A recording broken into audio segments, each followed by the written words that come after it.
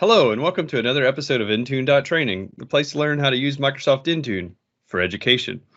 The Steve and Adam Show with Ben, the intern, and Doug Wilson, the MVP, and Christopher Urban, the Intune for Education customer engineer. I don't know. Christopher, what's your title? You guys aren't PFEs or you're program manager? I'm a program manager. So I sit in the customer experience team. So we're kind of the widget between the Intune for Education product group, and then we face our customers. So we help them actually adopt and deploy Intune in the context of education. Excellent. And so tell us a little bit about yourself. How long have you been with Microsoft, and what did you do from there? What's your favorite color? Whatever. Yeah, sure. So let's see. I've been with Microsoft, 14 going on 15 years. I've started the first 5 years was actually in the Midwest. So I'm a Chicago boy. So I'm born and raised there. So I spent first 5 years in enterprise doing management tools. And then the second 5 years I spent on the U.S. education team doing server before we had cloud. So I was doing management and then server and tools. And then flipped over and did partners for 5 or 4. No, I guess about 3. And then jumped over and I'm thinking all the timelines, right? And then have been doing education from the dev side. So a really good rounded experience from sales to partners to now product. And you're also a former MVP. Former MVP, yeah. And yeah, I've been actually doing education a long time too. So back when I first started this whole thing, when I got out of college, I actually worked in a school district, met my wife, and we actually, so random fact, really quick, is everyone seen Ferris Bueller's Day Off? Yeah, I hope so. Yeah, that was parts that were done at and if you haven't, pause the video, go watch it, come back. Yeah. We'll be here. So yeah, that was parts of that was done at Glenbrook North High School in Northbrook, Illinois, and that's where my wife and I actually met. So did tech there, and then I got my own K-12 district, and then I think I was the first webmaster for the Illinois State Board of Education. So long history of education, and then during that time I did some training such as this, and did task-based training for SMS and MOM, and then System Center when it came out. So yeah, this is my passion. I love doing this stuff. So thanks for having me. Cool. And Doug, we've had you on the show before. We did an off-the-cuff episode several months back about Intune for Education. But go ahead and intro yourself as well, in case folks haven't seen that episode. Yeah, no worry. Hi, everybody. My name's Doug. Microsoft MVP for about almost a year now. Yeah, it's almost been a year now. I do a lot of consulting in education, so that's one of the reasons I have a big focus there and kind of passionate about helping EDU. I try and feel that I have a good understanding of the difficulties there, how there's usually 1 or 2 employees that seem to run the entire environment like an enterprise sometimes. So I definitely need a focus there. Excellent. So the purpose of the episode today is to really open up the world of Intune for Education for our viewers. We know that there are lots of folks out there in our audience that do Intune for Education, and we don't. Stephen, Ben, and I.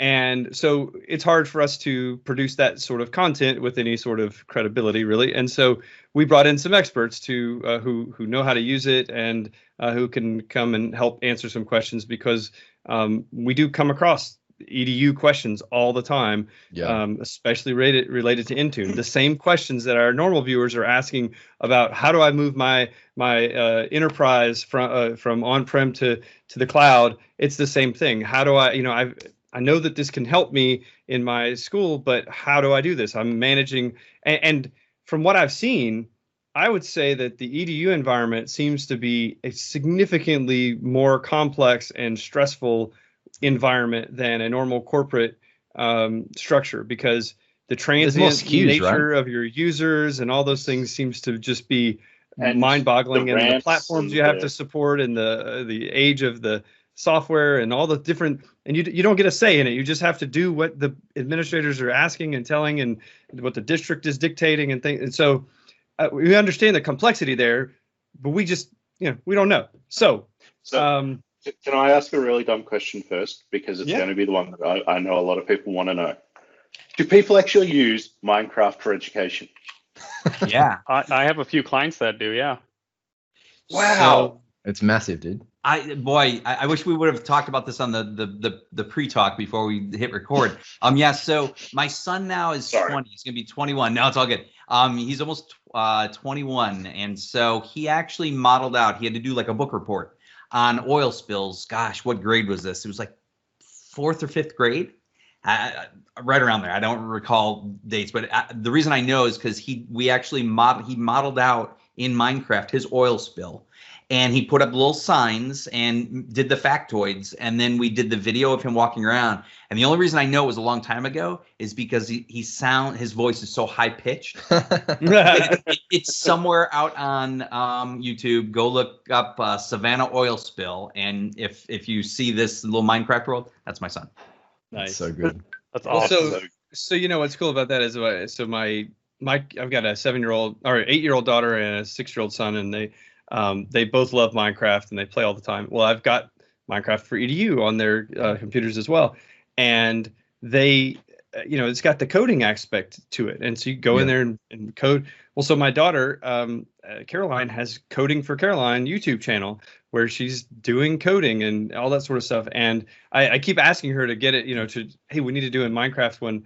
At some point, I think that'd be really fun. But I mean, I've gotten in there, and I think it's really impressive. And then just watching my kids just use Minecraft and how, like they built worlds and things, and watching the way that it helps them think, and it's truly an educational world if you want it to be. You don't have to play it in the the zombies are going to kill me mode all the time. Yeah. And the important thing too, there is it's not just about the tech. The tech is one part, right? The coding and that, or in the context of my son doing like a book report, right? The traditional book report and flipping the script and doing a video and doing more cutting edge stuff. But another project that they did, actually, he was in 8th grade. 7th grade, he did the Savannah oil spill. So he wasn't in 4th or 5th, he was 7th grade. And then 8th grade, they actually took a camcorder and they walked down the hallways of the school, and then they built it in Minecraft and then sunk the videos up of walking through side by side the virtual and the physical.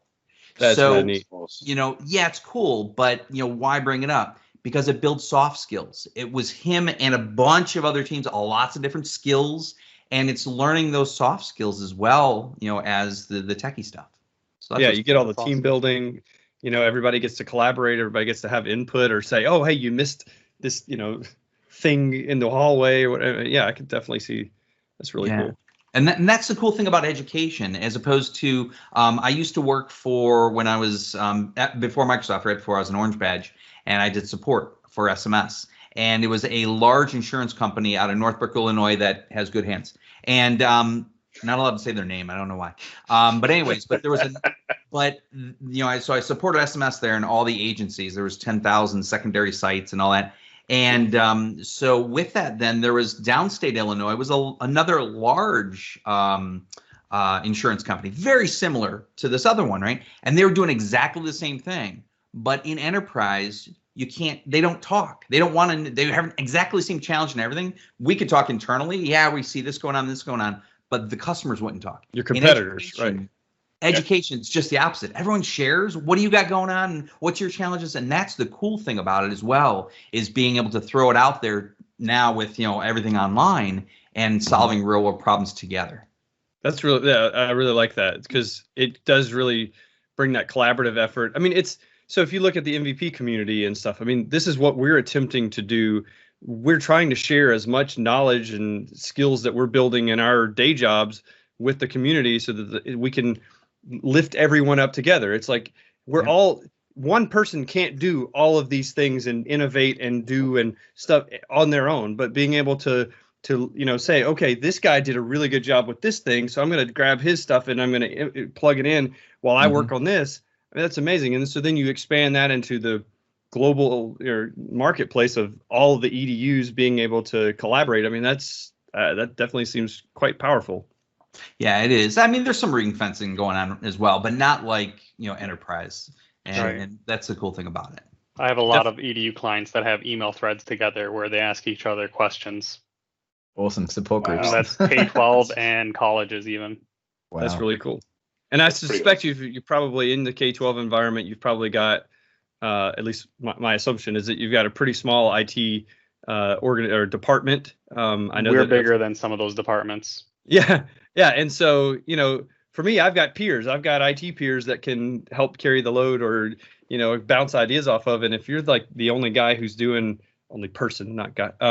doing doing the support for your whole school, hey, I don't know. No one else does what I'm doing in this in the whole school. How do I get help? So being able to have it gets really stressful. Awesome. I think one of the other is going back to the complexity, why EDU can appear to be more complex than a lot of enterprises is usually they're too small for a proper like project management service. Like they don't have a team of PMs, they don't have ITIL, they don't have change services or change management. It's just, Friday looks good, let's do it then, or Thursday looks good. We don't do production changes on Friday. But it's really a lot more when they're able to and when they have time to.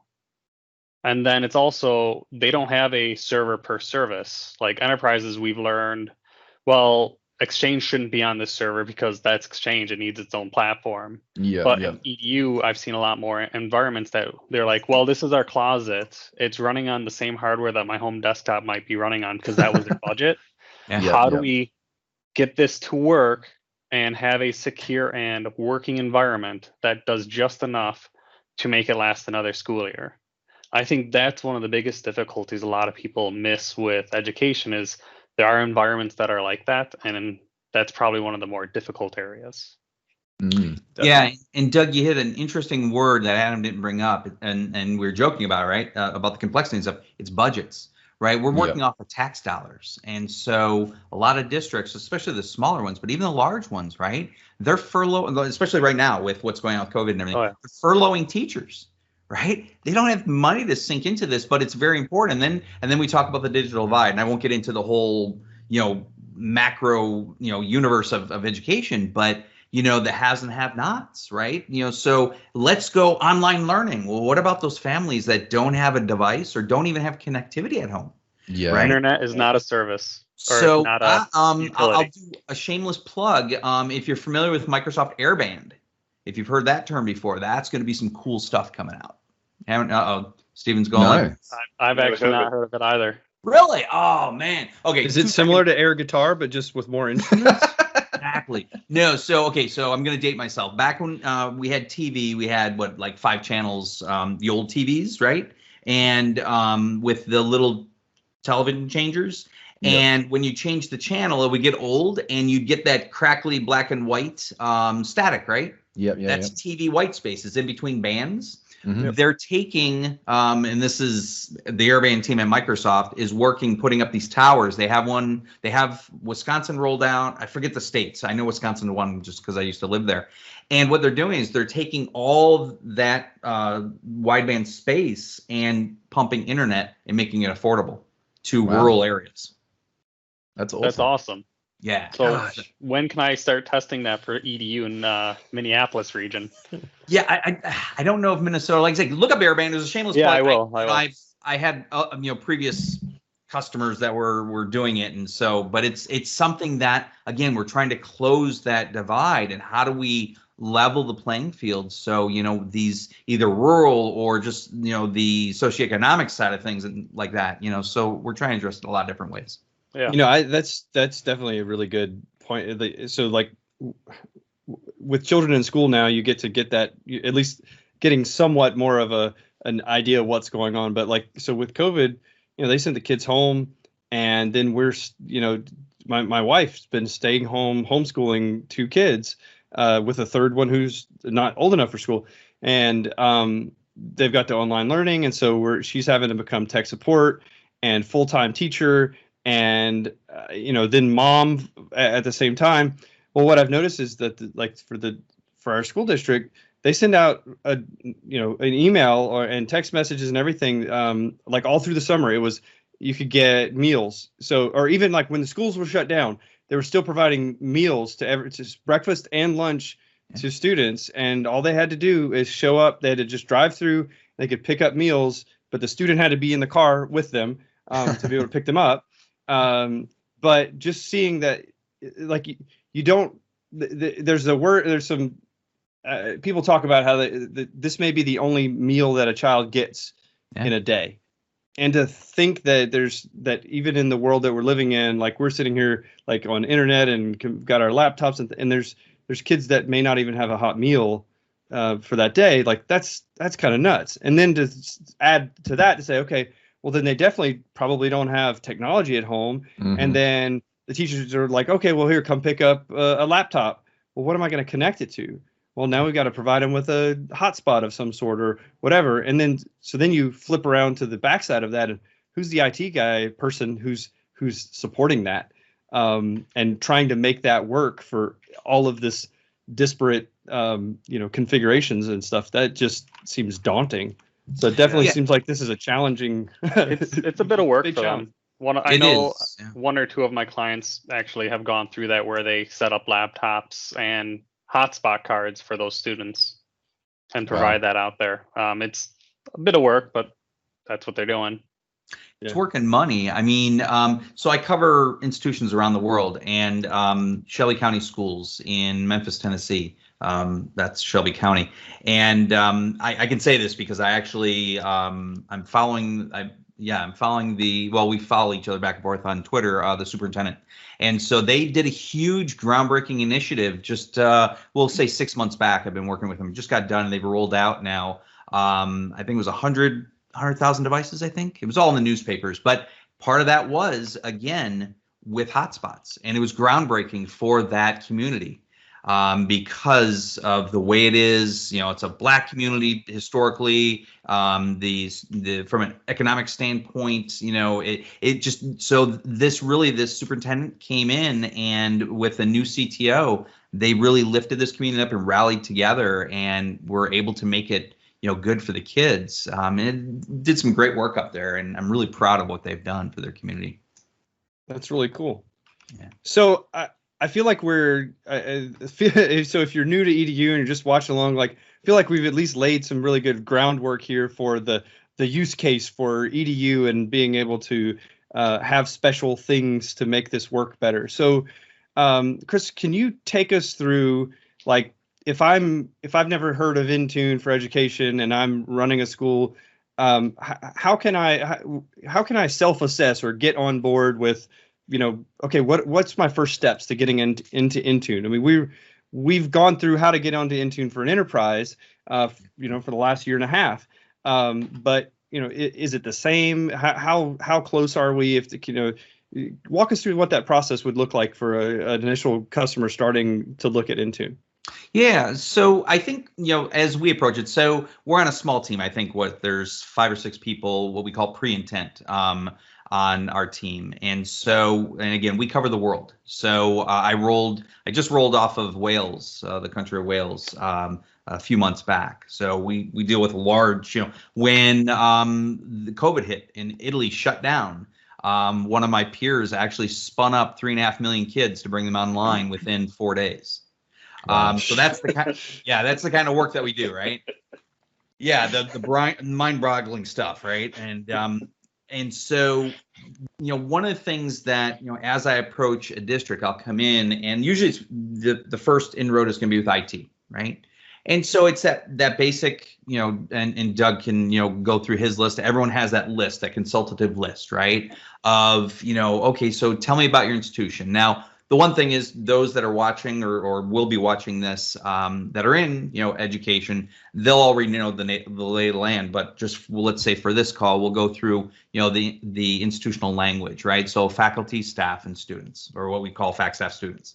So faculty and staff, you think of your teachers is, your faculty, and then staff being paras, administrators, and things like that. Yeah. Not IT administrators, but principals and things, right? And then janitorial and things like that as well is probably bunked in there. And then your students are students.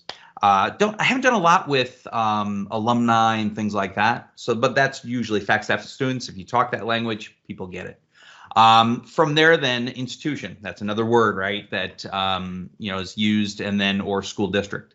So when I engage with a institution, I'll be like, so help me understand.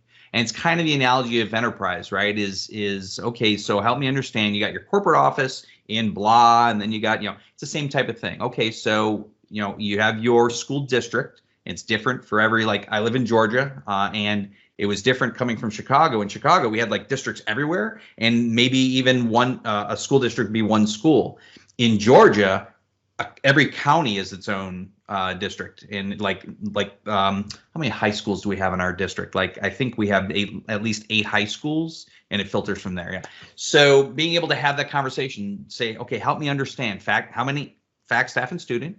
Help me understand how many schools, and I'll usually break them out into high schools, middles, and then the elementaries. Some even roll in pre-K, charter, things like that. So just those kind of terms are just kind of there. And from there, then understanding the IT staff is another big piece, right? And I think Doug, lined this out, is how many are there out there? And generally, from the product group perspective, Intune for Education, we have a persona we call Bob, and I'll get to that later when we get into some demos. But that Bob, and this is a reality in education, right? It's that part-time bus driver that gets done driving the bus, rolls into school, and now they're lighting up kids in Active Directory. There's a reality of that out there, right? Yep. Yeah, I know. Adam's like, what? They have a lot of hats in the closet. This sounds like a dream job, honestly. Yeah. All I'm picturing is a combination of the Simpsons bus driver and the bus driver in the O'Doyle Rules, Adam Sandler. Like that hit me in the same. Yeah. All right, carry on. Go watch this back. Your face was funny. Anyways, but no, it's a reality, right? Is that we have part-time admins, or even so my wife, she's a counselor for the littles now, right? So she does K2, but there's teachers that have, gone through the system, and now they become a media specialist, and a lot don't know, not a lot about IT, right? And so there's those types of personas out there. So we need to understand those and prop them up. And that's a big thing in education, because if you get on the wrong side of a teacher, man, they will mow you down, right? Because they're teachers. They don't take nothing, right? No prisoners. And so so when I engage with IT, then, I start understanding, then, well, what do you got? And that's the next piece, right? With budgets, they might have from, Windows 7 all the way forward, Reader Rabbit running in Flash, all that kind of crazy stuff, right? So, and they'll lay it out there, and then they'll go through, we got Windows, we got Chromebooks, we got iOS, we got Macs, we got, and they just everything, right? We even, Linux, just think of anything that you've touched before, they probably have, right? And so you get this a lot of stuff, and then, that's when I kind of sit back and I'm like, okay, now that we've gone through your stuff, let's focus on, what the future looks like for you. And that's where they kind of get glazed over. And then that's when I kind of land the sucker punch by saying, now, you've laid out all this stuff that you need to support. And that's what we consider traditional IT. So this is the melding that y'all might use in, see how I threw that Southern twang in there, although I'm from Midwest. I heard it. I knew it. My wife calls me on it all the time. So it'll be, the traditional IT is, or what we use in enterprise or education. It's that same story. This is what was traditionally, but what does modern look like moving forward for you? And that's where we start that envisioning process. And the first push point, or the sucker punch that I do with them, is, okay, so what happens when you talk to the director of curriculum? Okay, so that is a specific role that every district has. I don't care if they want to admit it or not, keep pushing on it, right? And those are the people, they're the curriculum that the teachers are teaching to, right? The tests and all the other stuff falls within there. And those are the guardrails for the district. And that runs everything. And so most, I'll say a lot of IT shops that I've talked to initially are like, we don't talk to those people. They're foreign to me, kind of thing. Doug, I don't know what your take is on that. Do you get caught up in the curriculum side at all? A little bit, a lot more political. I would probably say a lot more political, trying to make sure, do you really need this older piece of software, well, yeah, this is what the teacher's teaching. This is what we need to do in that realm. But otherwise, just making sure that their life is taken care of by IT as easily as possible with as little impact to them or their current curriculum, I'd say.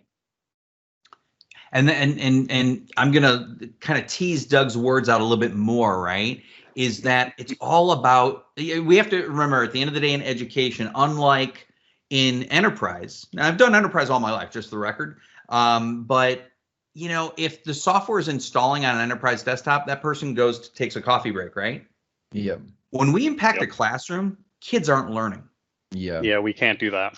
It's a shift of mindset, right? And so that teacher they need quick access, and it needs to be there, and we need to use it because we're teaching. And if we don't get the curriculum done today, that pushes us that much further that we need to catch up, right? So it's that mindset shift. So as we get the IT baggage on the table, we also then have to layer in, well, what are you doing with curriculum, and what does that future look like for them? Because they have a vested interest in it as well, right? And so generally I'll create that bridge, and then as Doug said, it becomes political. And that's where I step back and I laugh. No, I don't laugh. But I look at the everybody laughs about politics. It's all good. Yeah. Well, it's sometimes really interesting, and some shops really get it and they're cool with it. Others are like, we don't want to talk. I'm like, no, but you have to, because again, we don't want to impact classrooms. So why are you deploying Office 2013 still?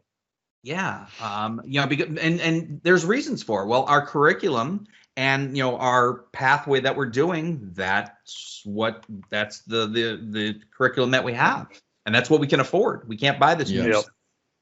Well, and that's it. It's the dollars. Comes back to the conversation we had at the top of the narrative. Yeah. And so I know there's a few questions for later similar to what we're talking about now, so we should make sure to come back to those. Sure. But yeah, so it's all about understanding that piece. So then once we get the baggage on the table, then we say, okay, how do we move forward from a modern perspective? And that's really what I want, right? Because it's all important, right? I mean, and it's not a facade. I want to know that stuff, but you need to unpack, in my opinion, you need to unpack before you can move forward. And so then once we move forward, we say, okay, then help me understand. And that conversation becomes then initially, I always start out with identity. And so are you okay with screen sharing? We good with that? Yeah, absolutely. Yeah, go for it. Okay, Totally. So I'll always ask the institution, one of the biggest things is, help me understand, how you approach identity. And with identity then, the next question that comes out of it, because they'll usually say, oh, Active Directory, except for I had one district in Texas. I'm not going to name the school, but this goes back a good few years. I'll say 3 or 4 years. And I went down there and asked the identity question. They're like, oh, yeah, well, we use Novell. And I'm like, really? That's still around? And I nearly got no, it's not still around. Just never. We didn't know it went away. We bought it once, so we kept it. They nearly kicked me out of the district because I told them, you really have that? Like, I was joking with them, but like, I didn't know that they're, yeah, anyway. So, but identity is important. And then asking them, okay, well then what's your authoritative source? Because in education, what I've found is that there's the proliferation of things, as opposed to enterprise usually is a little bit better, not always. But the larger shops that are well-oiled, they usually have their ways. Sometimes it's siloed, but nonetheless. In education, it generally what I've seen sometimes, not all the time, is free for all. Well, we have this here, we have this here. This high school likes this, and and all this kind of stuff. Yeah. So it's herding the cats together, saying, okay, what's our strategic direction moving forward? And generally, it comes down to 2 things. We're either doing on-prem Active Directory or we're doing Azure Active Directory. Right? Pretty straightforward. I think everyone deals with that. Doug, do you wind into anything else from that perspective? Pretty much all either Active Directory or Azure Active Directory, but that's the exact same silos, making sure what is our authoritative source, how are we managing it, and identity. One of the big ones that I've actually talked about more recently is in higher education, actually, on students who are also faculty or staff. So that's another interesting topic to dive into. Yeah, that would be like TAs and stuff like that, or yeah. So if they work for the school, or like if they work for the district or the university, as well as are enrolled there, how are their identities managed? And for the most part, I stand on they should be separate identities. Sorry if my camera's cutting out. For some reason, it's flickering a bit. yeah, But they should be separate identities because it's a completely different role in that institution. So that's one of the more complicated areas that that I've dove into recently. yeah. Is that something that PIM could handle? Where you could assign a permission to a group so they get added to the group for a period of So time. you basically switch get your roles. Possibly, it might. I think that's going to be depends on the environment. Mhm. Yep. Just because depending on the access as a faculty staff, should that student ID have that same access? So Of course. Yeah. Yeah. And this is really good conversation. And similar conversations like this, the variants are what I consider edge cases, right? So, and we'll always go down these rat holes. Well, this classroom needs Reader Rabbit. I'm like, that's cool. However, are we talking about the exception or the rule, right? And generally the ones that are the traditional shops, every classroom is the exception, and that's how they manage it. They manage by exception, not by rule.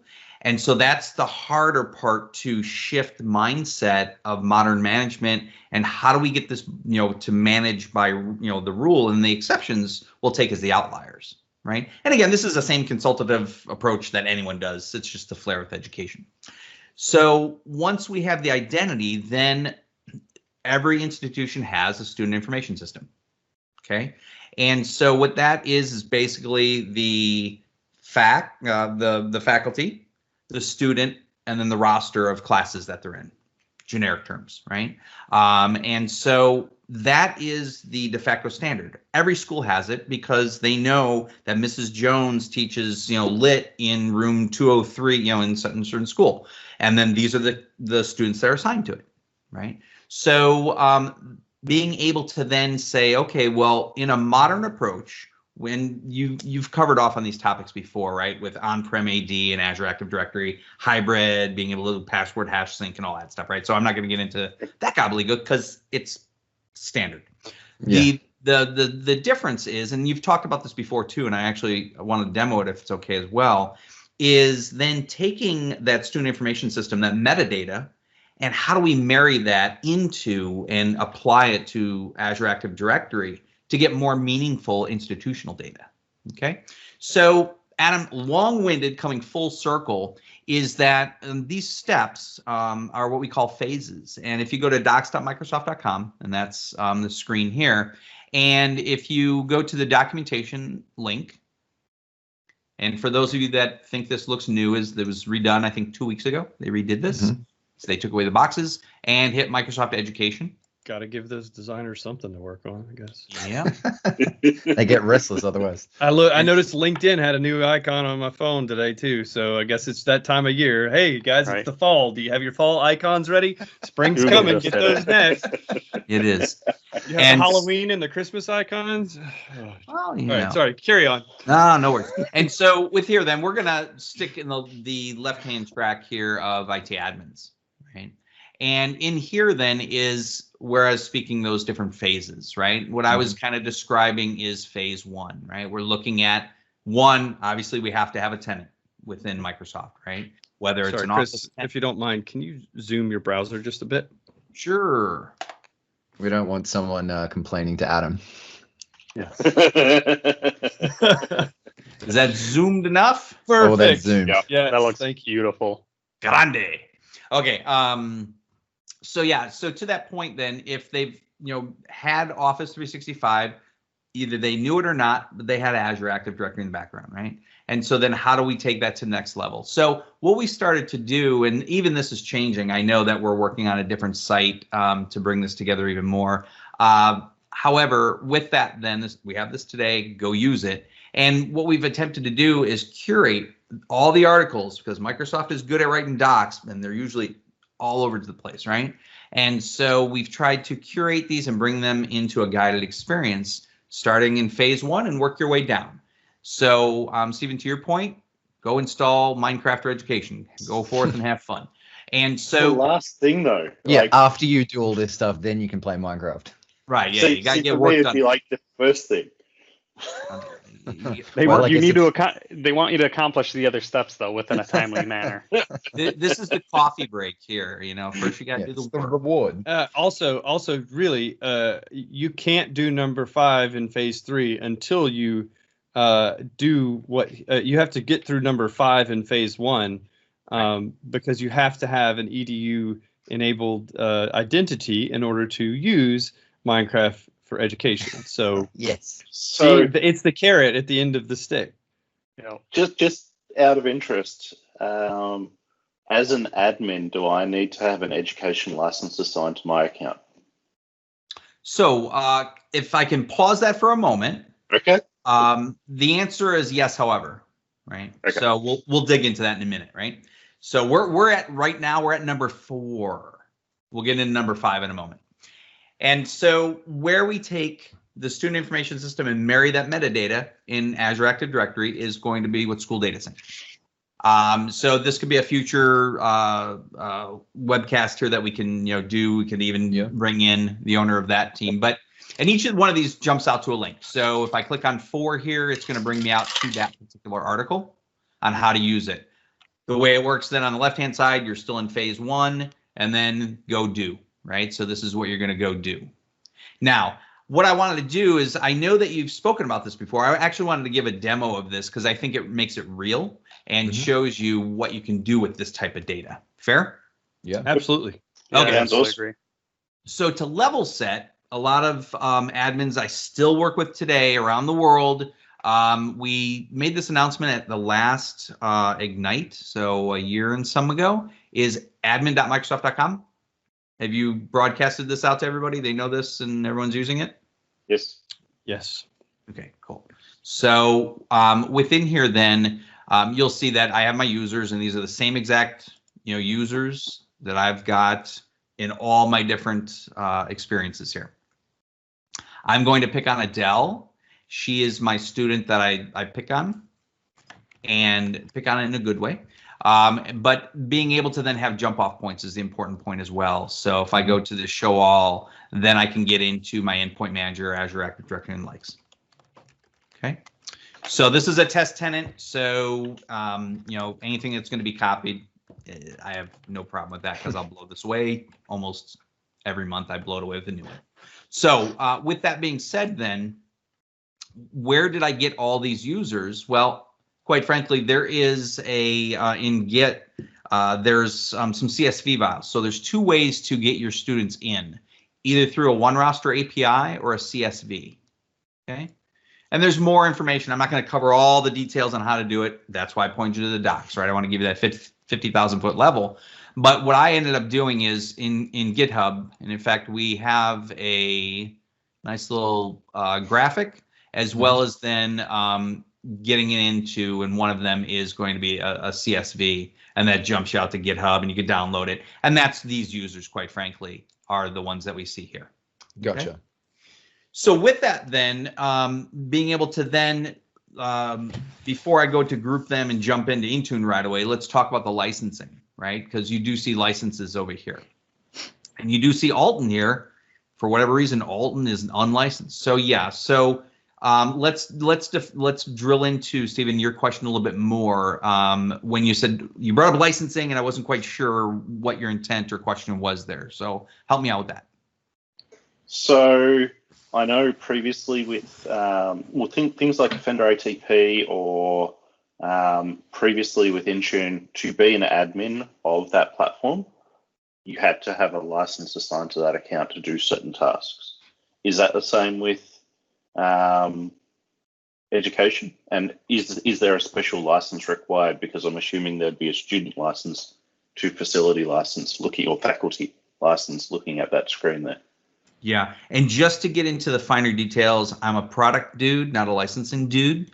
Yep. No. But with that being said, I'm just going to take a higher level approach because there's people that they make a living out of licensing, right? And yet, I've never met a single person who actually owns licensing. I don't know who these people are, but I think it's just upper management. Just they throw darts at the licensing dartboard, and then they blame it on some people that don't actually exist. I swear that's what happens here. Tell me it's not true. It's actually Cortana. Okay, so I'm gonna veer this one back. So let me ask a question. And please give me honest answers on the call here. Is if you have children, or even if you don't, if you live somewhere in you're paying tax dollars, part of it is going to schools, right? So are any of your schools Microsoft schools? Are they running Office and things like that, Azure Active Directory? Oh yes. Yep. I think so, because we have Minecraft for EDU available. They are. They do Okay. Google Classroom. So licensing is a little bit different this is where all the enterprise people freak out and get jealous, right? Like we spoke about before about budgeting, things like that. In education, what happens, and there's a mathematical formula, but I'm just going to give the high level one, is that those questions that I asked about, how many fac staff that you have, when a district goes to sign up for a license, and I don't get in the whole contract side of things, but they'll say, okay, how many fac staff do you have?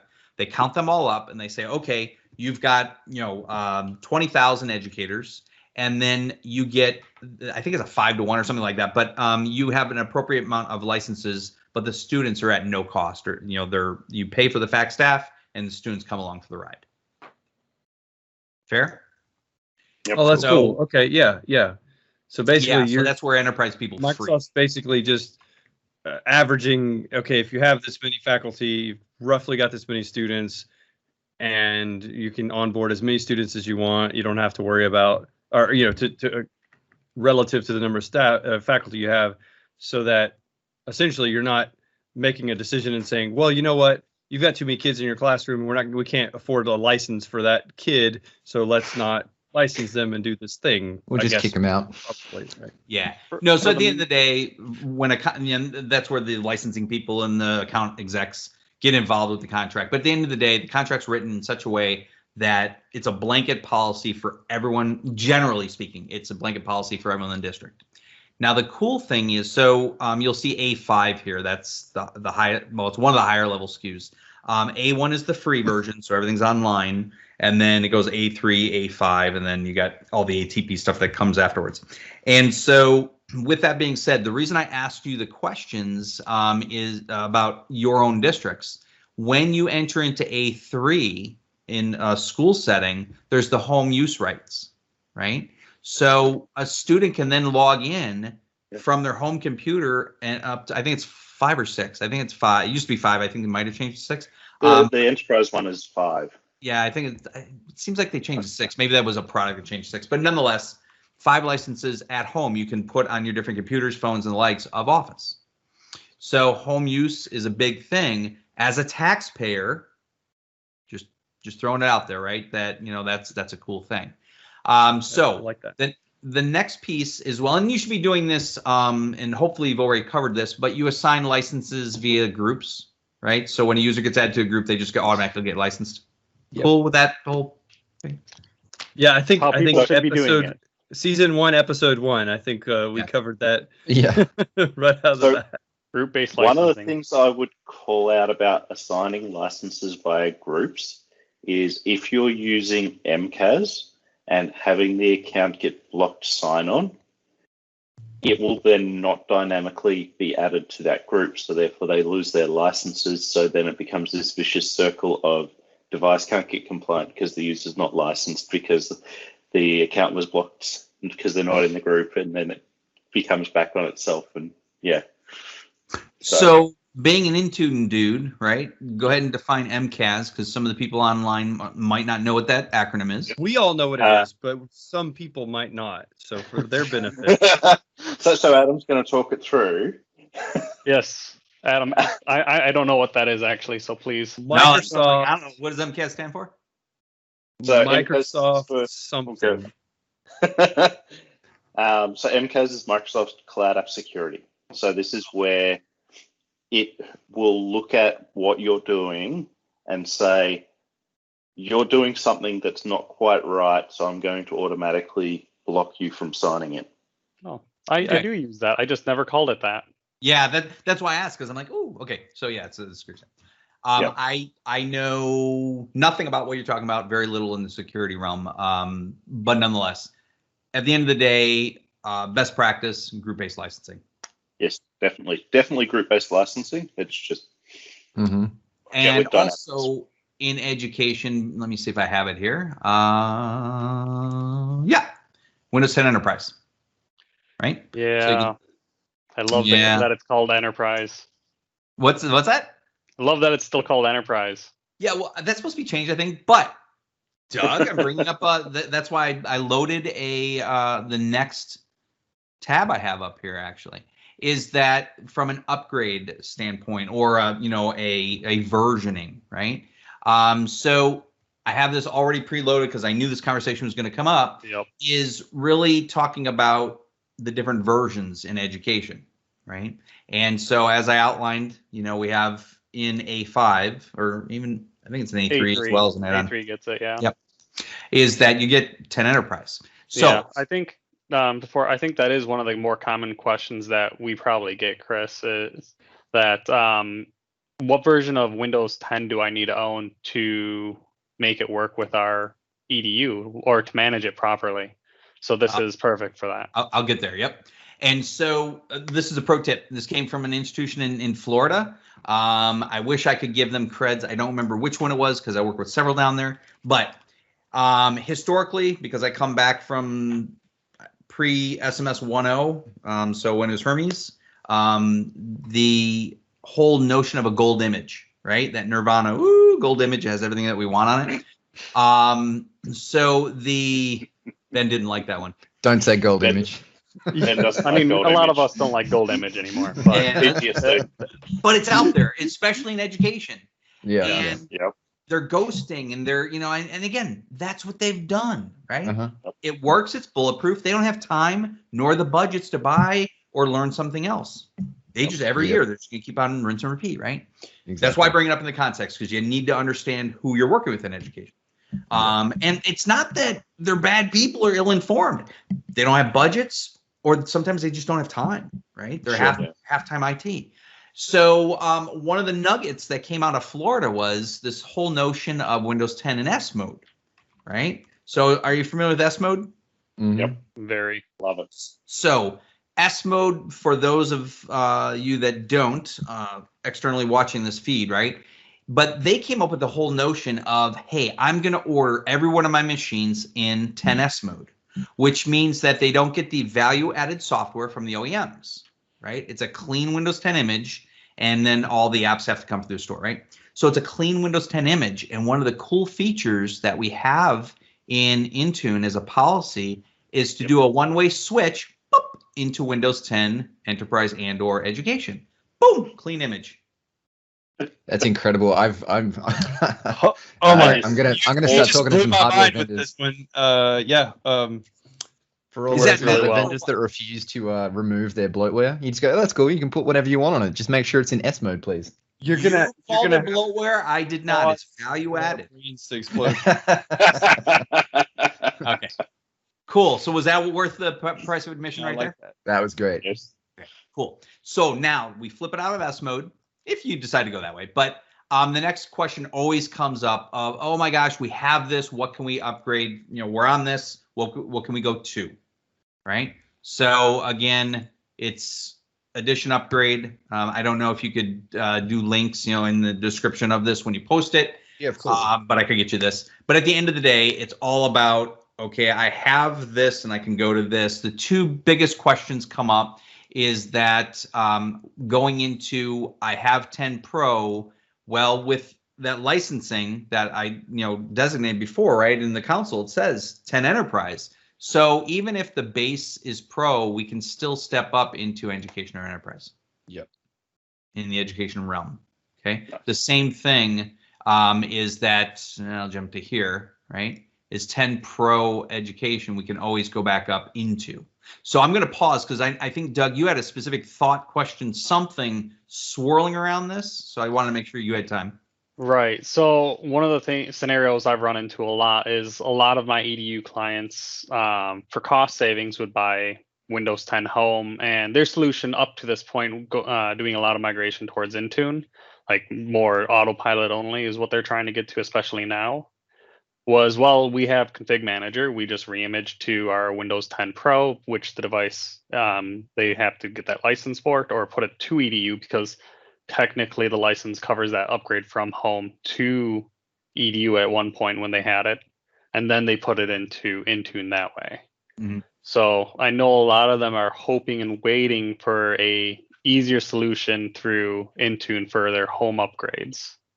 Yeah, and so my understanding is on November 4th that becomes a reality, moving from Windows 10 Home into now 10 Education or 10 Enterprise. That'll be really exciting, and that's really, really big news. So Yeah. I'm really happy over that. And fortunately, this video will release on November 3rd or 4th. So That's okay. I mean, This will be I don't perfect know if timing. a lot of people will see that right away, but I'm happy with that. So, just a quick one, Chris. Sure. If you scroll down a little bit, I'm just curious here. So there's enterprise to education. Mhm. What's the difference between enterprise and education? Why would I need to know or use that? Because, man, we standardize. We're in education. So this actually came up twice last week with my customers, and I'm bringing it back to my team of writing a guide for this. As I understand today, and I'm still investigating it, but as I understand today, it's exactly the same bits. So let's get that out of the way. Same features, same functions, same everything. As I understand from the conversations I just had on Friday of last week, the big one is the Cortana gag. So we turn Cortana, so, like when you do setups, hi, I'm Cortana, and you got like a lab of 200 of them. Well, that disappeared with 2004. Yeah. And it stopped being noisy with 1909, which was There's a awesome. great video of that on YouTube. We should try and find it and put a link in. Don't do that, See, people. That was just a fun game though, because when she started asking you what region, Yeah, you yelling can just out yell out a random country region. name. And it worked. We did It that worked really well. in California when we were doing a deployment. And then there's a couple other settings that are disabled, right? So rather than enterprise is going to be enabled, we disable some of the notifications and things like that. So that's my understanding today. I'm actually getting it back to from the Windows side. I'm trying to engage that team to get that either documented or find the document to get that out there. So, but my understanding. Awesome. Yeah, so Windows 10 Enterprise Education, exactly the same, bits underneath. It's just disabling some notifications in Cortana and things like that. Fair? Fair enough. No, that's awesome. Cool. Oh, hey, well, I'm posting this in the chat. Christopher, since you've got the screen share going, if you click that, I promise it's not Rickroll. Promise nothing. It surprised me if it's hidden somewhere inside docs.microsoft. Somebody's put a Rickroll video in there. Oh, it would not surprise me. So there is a. Oh, I doubled. No, hold on, wait. Let me see here. There we go. He's Double checking post. the URL. I like it. That's, yeah, well done. Oh, it shows right there, yeah. Yeah, so it looks like and even if you go up on the left, if you go up one level to the Here? top, so there's a whole Windows 10 education portal here that possibly is worth a look. So I'm just clicking on it, so I don't know what all is in here, but it looks like this is a good resource that you're talking to. Adam, you're stealing my thunder, but I appreciate it. That is the social. You didn't give this to me in the pre-read. I'm sorry. I just. Oh, cool, man. But that's the prompt. Is like, come on, Chris, let's get going. I'm totally getting it. Steve did this to me last week. He pulled it, man. Oh. No, I'll get here actually. But we have a direct link to that. Okay, so Awesome. Let's get back. So licensing. Are we cool with licensing? What you get, all that other good stuff, right? Well, one of the questions that we got from Twitter this week was shared user licensing. How does for a shared device, shared user, device? How does licensing work for those devices? Yeah. The device or for the user? And it's shared depending on devices. the application. So if you've got a device that's used for a classroom, and so you've got multiple students. So like, let's say you've got a device that's going to get used by 7 periods at a high school. And so every kid who comes in, each of the 7 periods will get a random laptop and use it for the class. So how do you license that? Yeah, Now, Doug had the answer. Go ahead, Doug.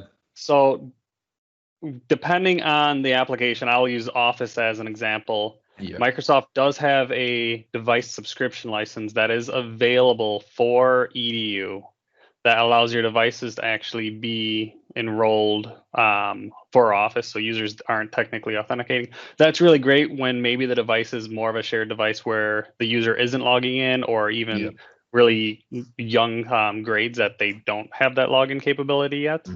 Otherwise, a lot of times, if it is just that shared device, all the users are registered, there is still a shared mode in Office that does work. But otherwise, again, I see a lot of the device subscription there.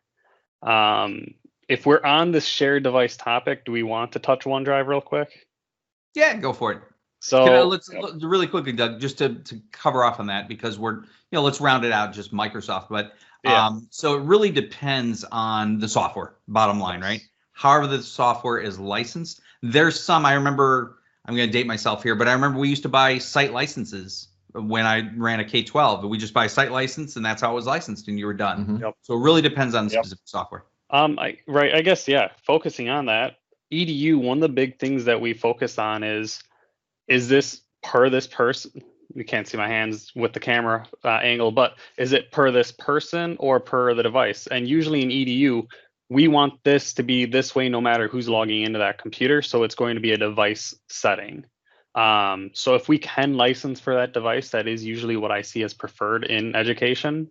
And that's what we try to do. It's not always possible, or it's not always the best experience. And I'm looking at OneDrive for that right now.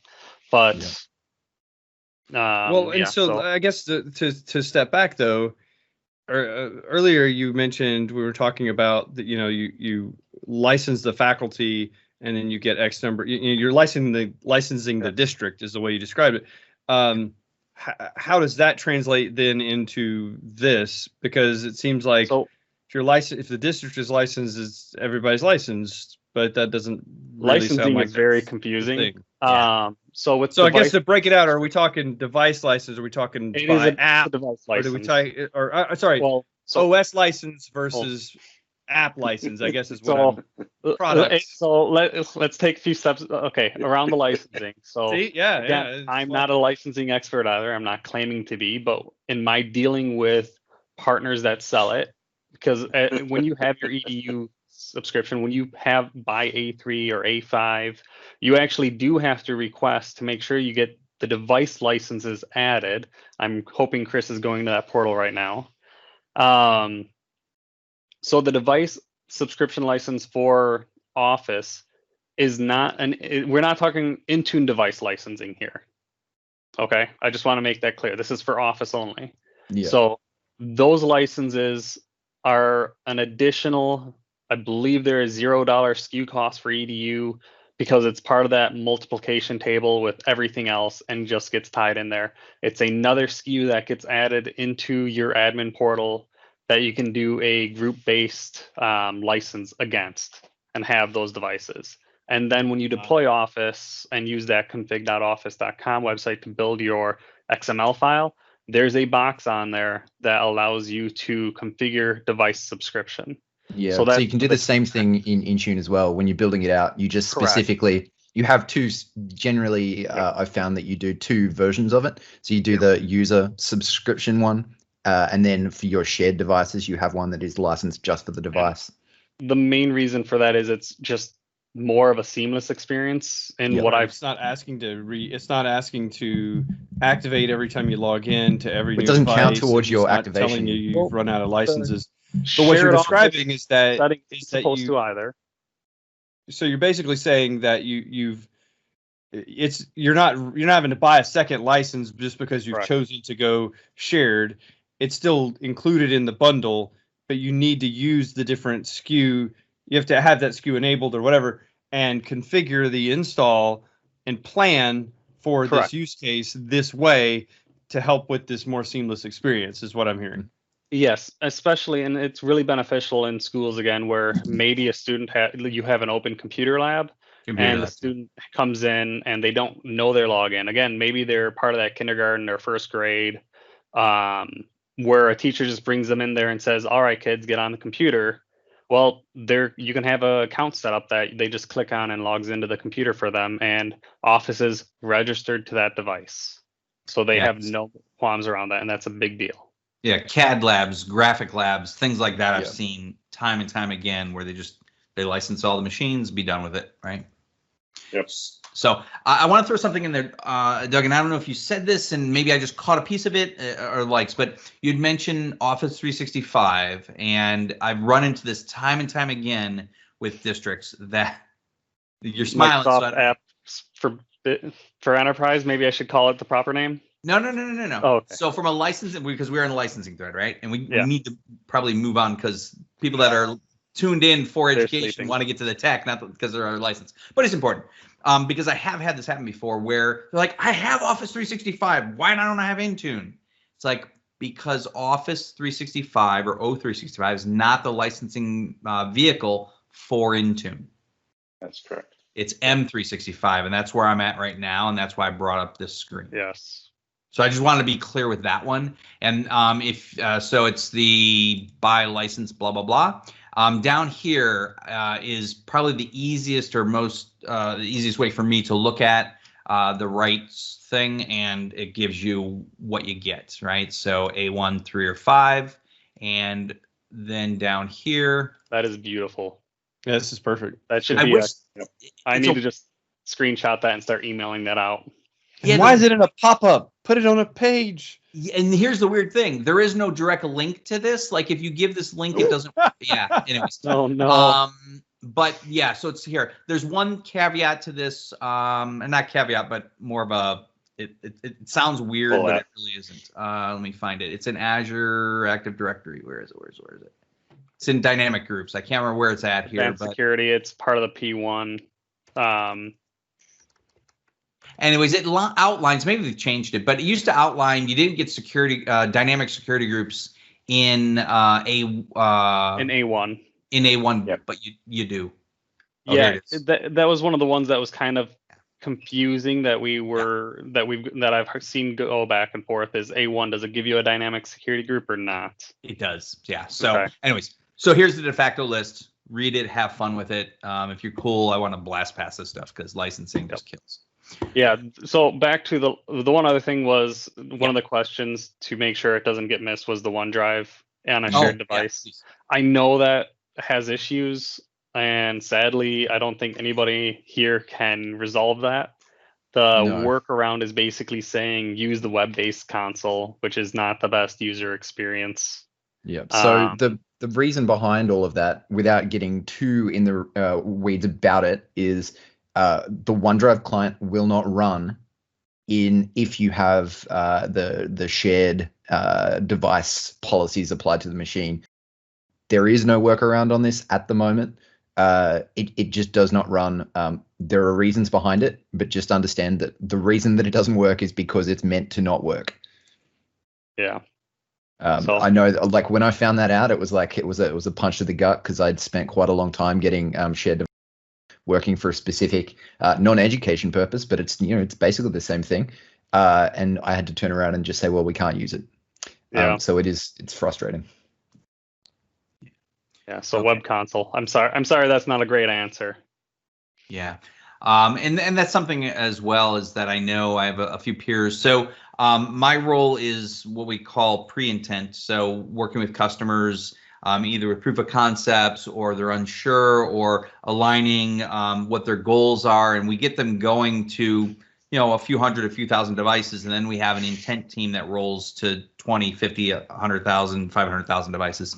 So some of my counterparts on the deployment team, rather than the intent team, they probably would have a better understanding of that one as well. So I'll have to follow up with the group here to see what they've run into as well. Okay. Phase 1 done. Wash the hands. We cool? Yep. Yeah. Good. Okay. So Adam, back to your magic link. So if you go up Oh, that to was so long ago. Can you refresh my memory? this link for Windows for 10 Ed. Yeah. I know. Yeah. So before, when I went to sync using School Data Sync, it has this really cool, nice menuing of phase 1, phase 2, phase 3, right? And so when we get into Windows land, that product group owns their documentation. Thus, when I click here, it goes into their documentation. Hey, magic. It's Nice. magic, man. So again, docs.microsoft.com, go to the education side. Boom. Chris, do you know the short one for docs.microsoft.com? Docs.ms, and it just goes straight through. Yeah, you knew that. Fantastic. It's even faster now as I just type in a D and it goes there. Yeah. Isn't that cool? Anyways, yeah. So anyways, so with that, then there's a ton, back, Adam, to your point, ton of resources here, right? And so going back to that guided experience, though, then we jump really into the Windows 10 devices and then more into Intune. So I want to come full circle, I know, because this is kind of where we come back and it's like getting an Intune and managing groups and users. I really want to drill home and tie together number 4 here with number 4 here.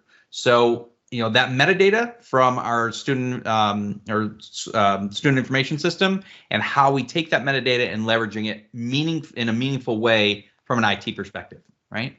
So we have, our students, our fact staff, as well as students. Adele is in here. Let me click on Adele really quickly. Can't remember if it's in this view or if it's in Active Directory. Hello. Can you hear me? Yep. Yes, we can hear you. Is that it? Isn't that an Adele song? I'm like, what? Is that Yeah. Adele? No, I have no idea. I was wondering. I'm like, yeah, we tested. Oh, okay, here it is. So you'll see here the groups. Wow. It's too late, man. We have the groups here. I'll click on it again very quickly, and you'll see some group information. Just know that, and these are things that came from the roster, right? We don't know, in IT, we know nothing about algebra, physical science, and the likes, right? So in Intune, we only use security groups, not office groups. And you'll see this manifest itself later. So with that, then, the jump off point, I always tell all my customers, just remember one link, admin.microsoft.com, and then jump off points from there. I'm doing a baking show, so I've jumped off already, but the next jump off point might be Endpoint Manager or Active Directory. I haven't done Active Directory, so let me pop that up really quick. My Active Directory, then, if I go into my user here, you'll see some additional data, which becomes kind of interesting.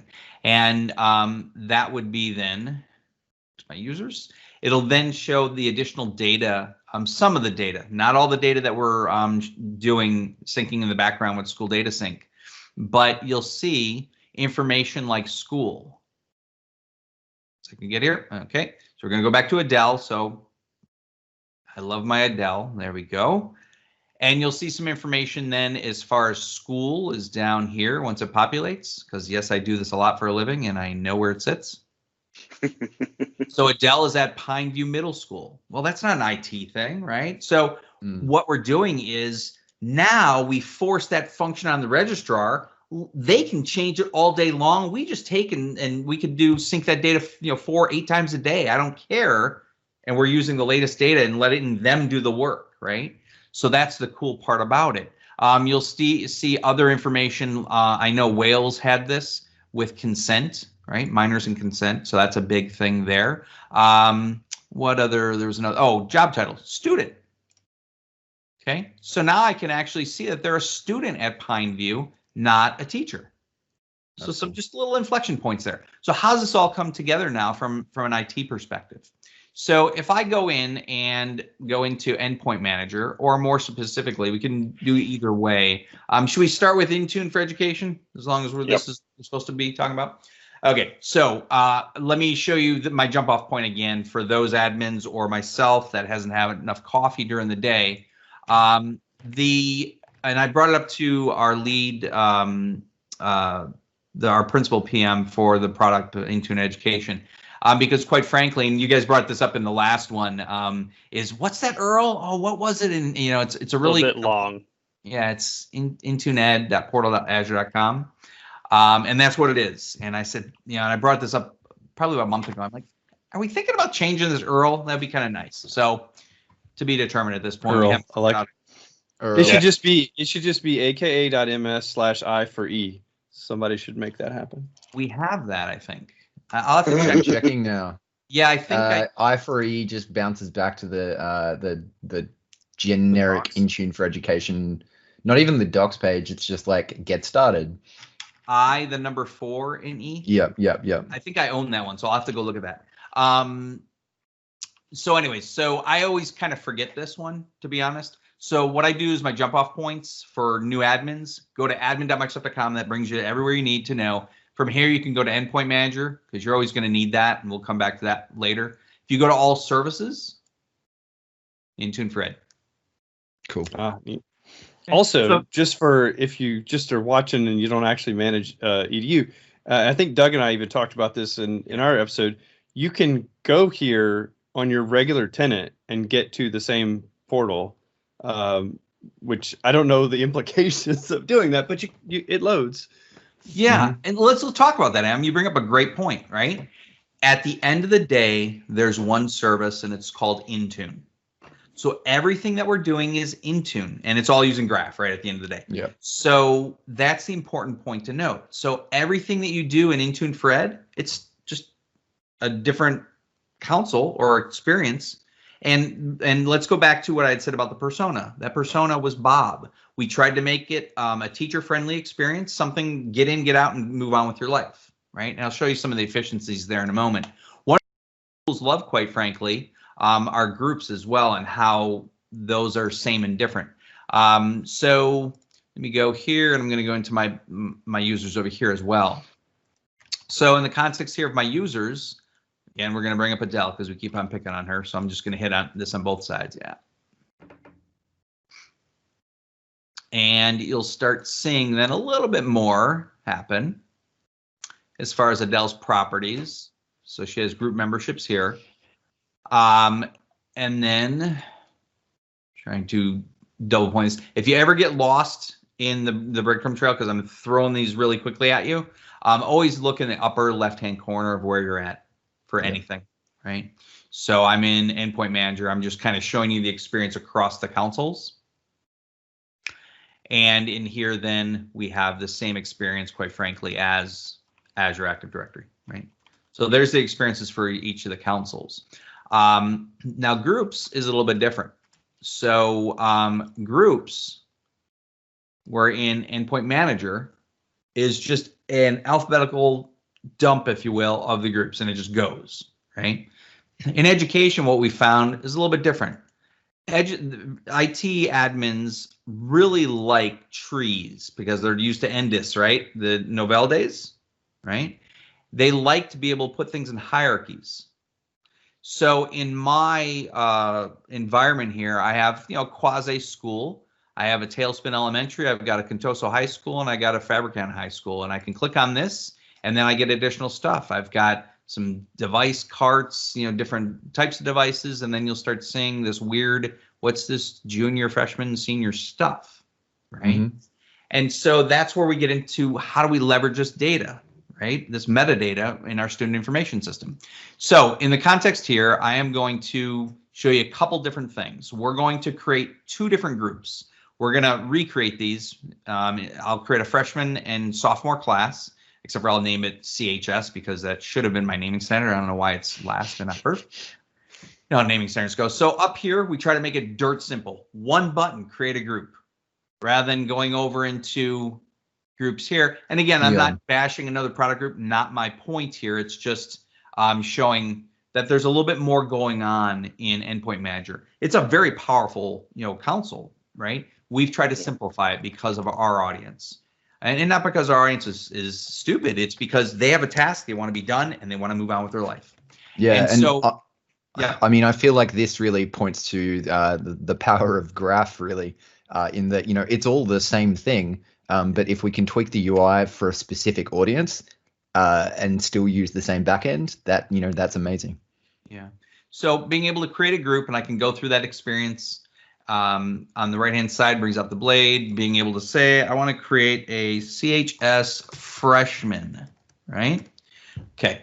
And I want to basically do everything dynamic, right? It doesn't make sense to do static because I want someone else doing my work. Who's the someone else doing my work?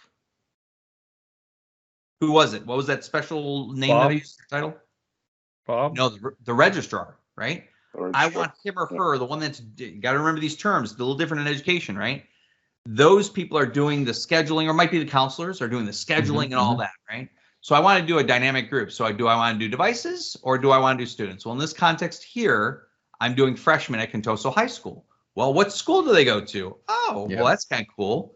So this is now leveraging all the different schools that would have been in there. And now, hey, what grade are you in? So I can do that. So we're doing freshmen, so I could pick 9th grade. Not too powerful though, right? And when I select 9th grade, here's all the freshmen that meet that criteria. But you know what? How about instead of doing freshmen, why don't we do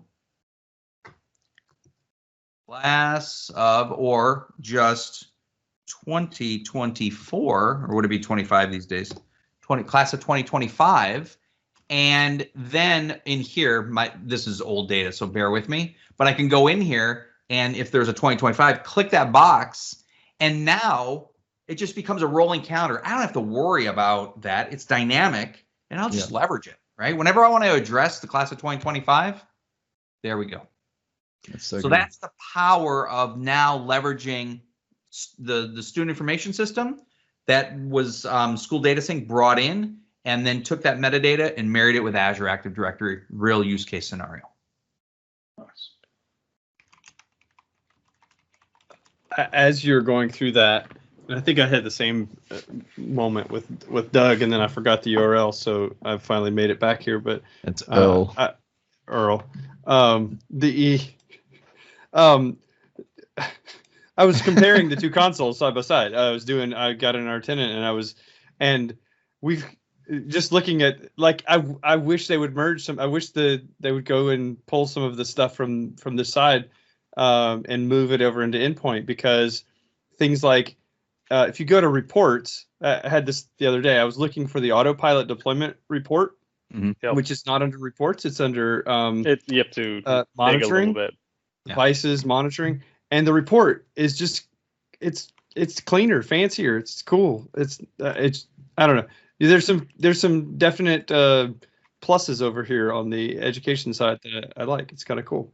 Cool. Thanks. I've talked with Chris about it before. Like, the Intune for Education portal is really clean and crisp again. Like, it is really, like, it's really easy to use and it works well. The big thing is it doesn't have all the capabilities, but it's not made to have all the capabilities and be this extremely power horse utility that you need to spend weeks learning. Yeah, so I think that's something I also really appreciate about it. Yeah, thanks, Doug. And let's talk about that really quickly, right? So you see in here that I have devices, but then I have Mac OS, and then I've got Android. And okay, so going to that point, there's only 2 operating systems that are supported in the Intune for Education portal, and that would be Windows and iOS. Now, I see all my groups because, I have a lot of other things that I'm managing in Endpoint Manager, right? So I still see my groups. I see 100% of my groups in here. So it's exactly the same thing. It's Azure Active Directory. So there's no mystery. It's just how we're presenting it and how they're nested, right? And so that's what these are nested groups. And I didn't get to that point, but quite frankly, if I would have created a group here, that would have created a top level group up here. Right? Okay. Yeah. And so let's say, for example, that Tailspin Elementary is a feeder school into, I'll do the autopilot the harvest hash there. I can then hit the ellipses there and move that group. Okay. So oh darn, I didn't mean it here. I meant it over here. Very simple, just to move a group and say, where do you want to move it? And it pushes it over for me. I want under Contoso High School, no problem. So Chris, can I ask you a question about it for functionality here? Yeah. So since I haven't used groups here a lot, does nesting have any ties anywhere else? Or is it just a UI here? No, there is inheritance of policies. Okay. Right.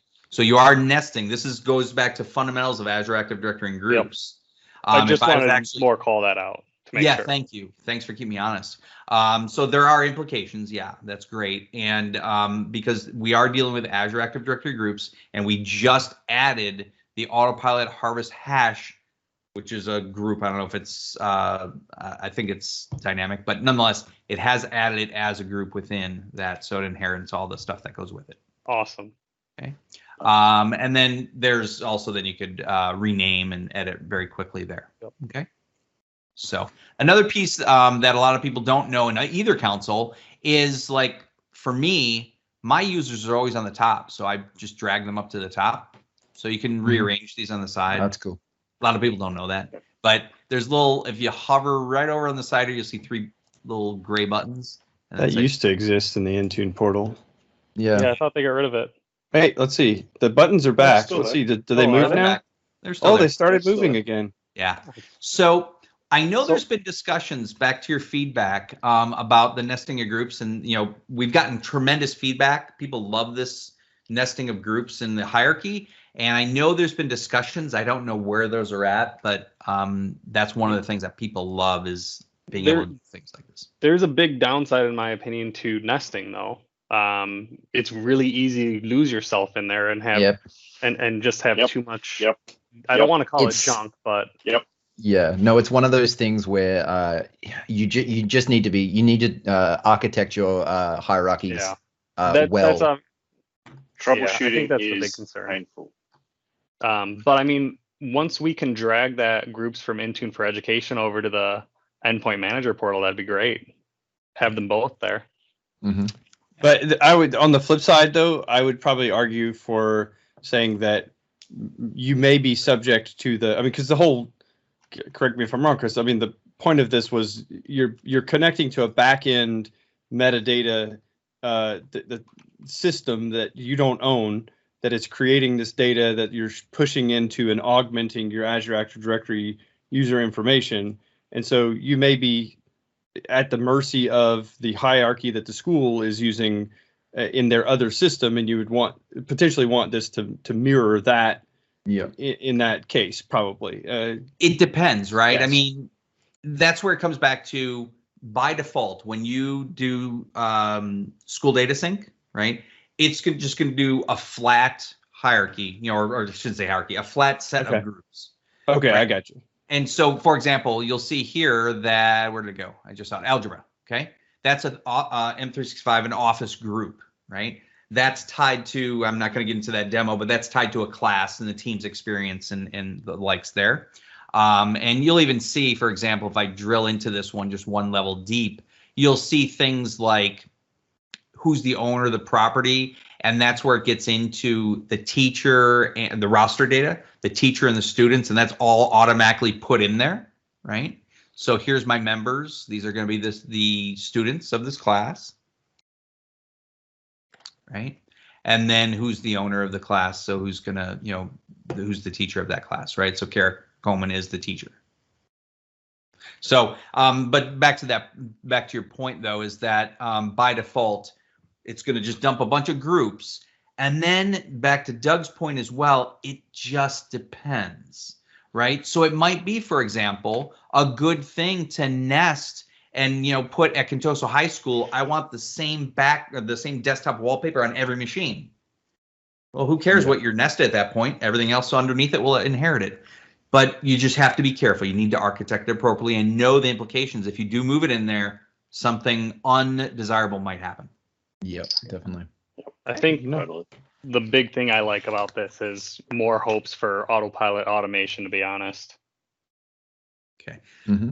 So really quickly, something else I wanted to call out is just a difference. And I know I'm going to totally switch gears, but bear with me here, is that devices is simplified, if you will. I'm redoing my lab now. I got a new couple phones and devices and the like, so I'm redoing everything. But one of the things that people really like, well, I can do it from this group. I'll do it from Adele. Let's start from Adele. What people like about the interface as well is I can go to users and click into my user and actually get some pertinent information, such as, hey, what device did Adele check into or sign into? Right? I understand the apps that she has assigned. I understand then the settings. I'll come back to those later, and as well as take a test. So I'm going to work from top down. So this is huge. Whenever I go into institutions initially, they have naming standards. And I've seen it tweaked so far is that they literally get down to the jack number, the Ethernet port in the classroom, and that's part of their name for their device. I'm not lying. Doug, have you seen that? No, I'm just, yep, I know. Yeah. And some of our thoughts, quite frankly, is, well, what's a name? I understand, when I start parsing that conversation apart, well, it tells me where to go, and I'm like, well, that's cool. If maybe would you be open if I showed you a different way to where to go? And they're like, yeah. And I'm like, well, okay, so a teacher calls the help desk. Well, how do I know what their machine is? Well, go to the user and there's their machine. Mm-hmm. So it's a different mindset where people are used to, and even I used to have naming standards. I used to do those docs all the time. First 3 mean this, second 2 mean this. That's very different now with Intune for Education. I can click into the user and see, and we even have the pivot then, right? And I'll click on that in a moment, but I can see that. Yeah. Does the pivot work better than the AAD one? I will show you in a moment. How about that? Very excited. The apps. So again, I can see what apps, as well as the potential settings that they have, right? So for in the context here, I have a domain name that they only have to put in their username, and we'll get back into the settings later. So the pivot being is that Adele logged into a student that for my lab, STU is when I enroll them. I click into it, and now it pivots over to that machine. And Stephen, you can now give me the thumbs up or thumbs down of then understanding that machine. That's great. Yeah, I think that's fantastic. It works. It's so nice. This is what I'm saying. I look at this. I'm going to start using this portal, and then I'm going to be confused with people. I'm like, oh yeah, just go over to the it's there. I promise. I know I've seen it and never. Yeah, it's over in the education portal. Yeah. For my customers that have nested groups, I will be telling them, go and look in Intune Education. It's going to give you everything. I mean, yeah. Adam, I feel you, Ben, and I should write a few emails after this. Oh yeah. This one is huge. I was troubleshooting a school district in Florida just the other day. They're doing a POC, and they're bright team down there. They're running 20 yards ahead of me, but they're still new admins, and they were like adding themselves to groups and stuff. And they're like, why? I'm expecting this and getting this. Why? We went into the machine, and you can go in and just click on the machine and all the groups that they're part of, and reverse engineer then what policies are set for them. Yeah, I was using this last week. Yeah. I believe they've troubleshooting. added that to the endpoint portal as well. I believe. Did they? There's something where I can go back and forth because they're always adding features. We're always adding features, so I'd have to bounce back and see. It's something. There's somewhere in there it's showing you your groups. I think one of the big things here to take away is that it is more than okay to use both portals because both have advantages for sure. Yeah, by all means. Yeah, I think it's definitely really cool. So, I guess while we're in here, you mentioned devices and how they're you can manage so you can only manage Windows and iOS devices in here, but then we've had some questions on our Twitter thread where folks are asking about okay, well, how do you what about Mac OS? What about using Jamf? Things like that, or Android devices. Like, how do I manage those as part of my EDU tenant? Is that just you treat them just like you would on an enterprise tenant on the Intune side, or is there some limitation on the EDU side for those devices? Yeah, no, I mean, there really is no limitation. So the reason that our team is in place is that we're working with customers, right? And we're getting feedback, and we take those speeds and feeds and we talk to our devs, right? And we haven't reached critical mass of people saying we need Macs in Intune for Education, or we need Android in, we just haven't hit that critical mass. We talk about it every week, but then we're like, yeah, but we just have pockets. We have a big pocket in Europe with Android. But that's it. In the US, I'm not gonna say it's non-existent, but it's not as prevalent as is elsewhere. So we're always evaluating and trying to, because we want to make a first-rate product of what our users are asking for, our admins are asking for. And with that said, that like that, I mean, it's still, it doesn't mean it's not possible. It's still fully doable in the Endpoint Manager portal. So we can still do everything and still manage and utilize everything.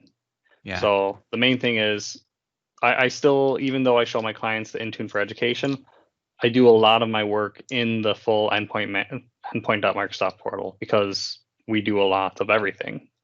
So then you can see we're touting the greatness, like how cool the simplified and the directed the Intune for Education portal is.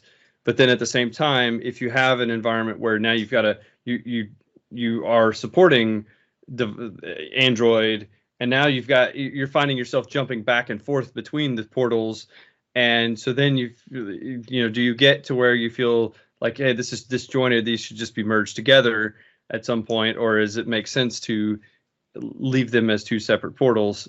I'm just, Adam, you're spot on, and that's exactly the conversation we have every week.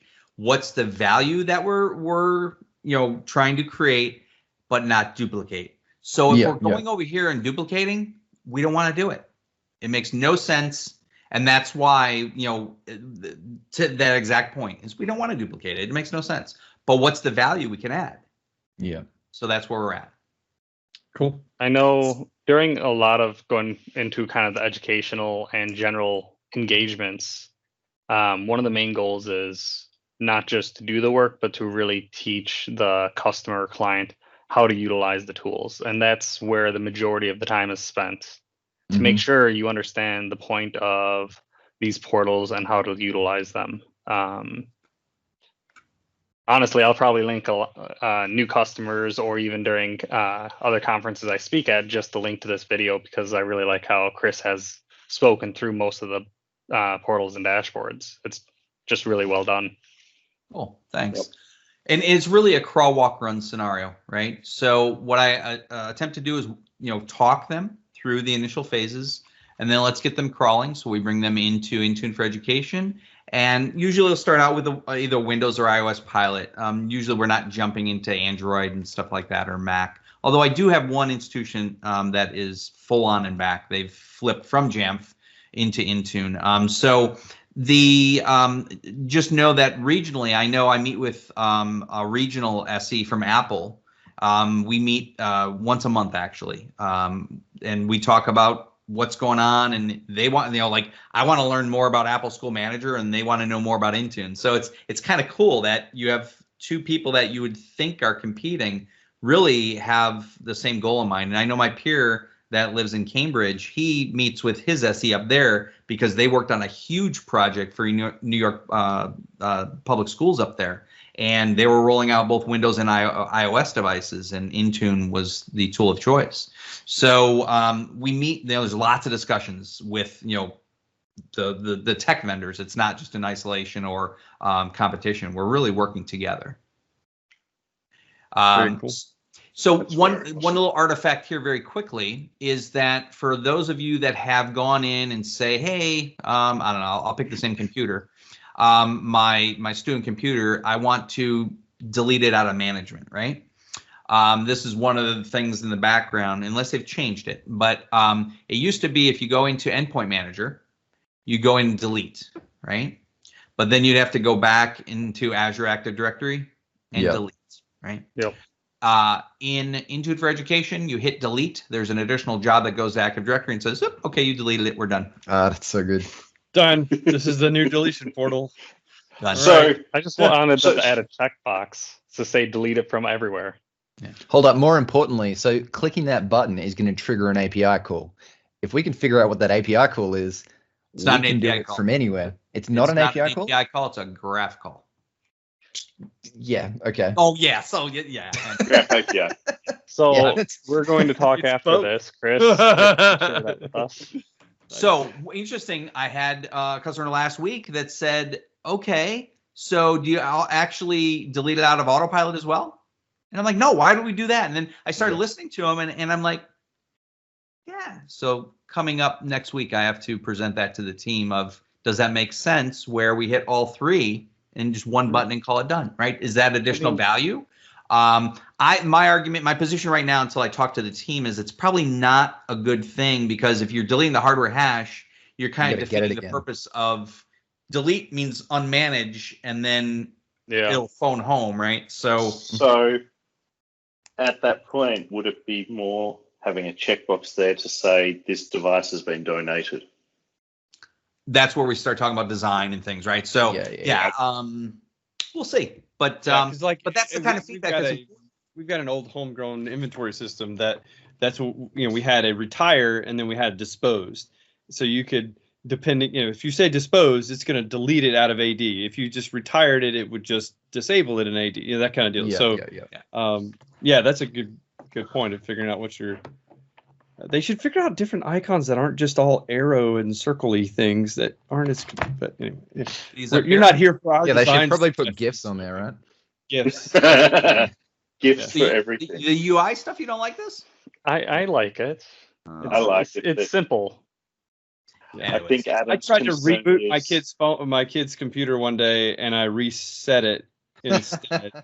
Because, and honestly, though, what happens with these, because it's all internet based, right? And what's really become interesting now with the whole COVID thing and most people being at home, schools are going back now, but boy, we have been so busy. And what's really cool is, to your point, hitting restart on a machine or group machines, because you can do that as well, and being able to do that within 2 minutes or thereabouts.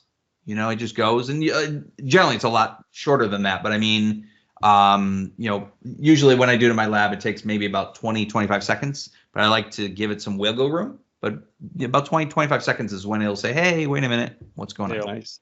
Yeah, I was trying to be clever and restart my kids' computers so I didn't have to yell at them. They had their headphones on, and I wanted them to come to dinner, and I was doing it from my phone and couldn't see the full menu, and they both said something, and I hit reset instead of restart. Yeah.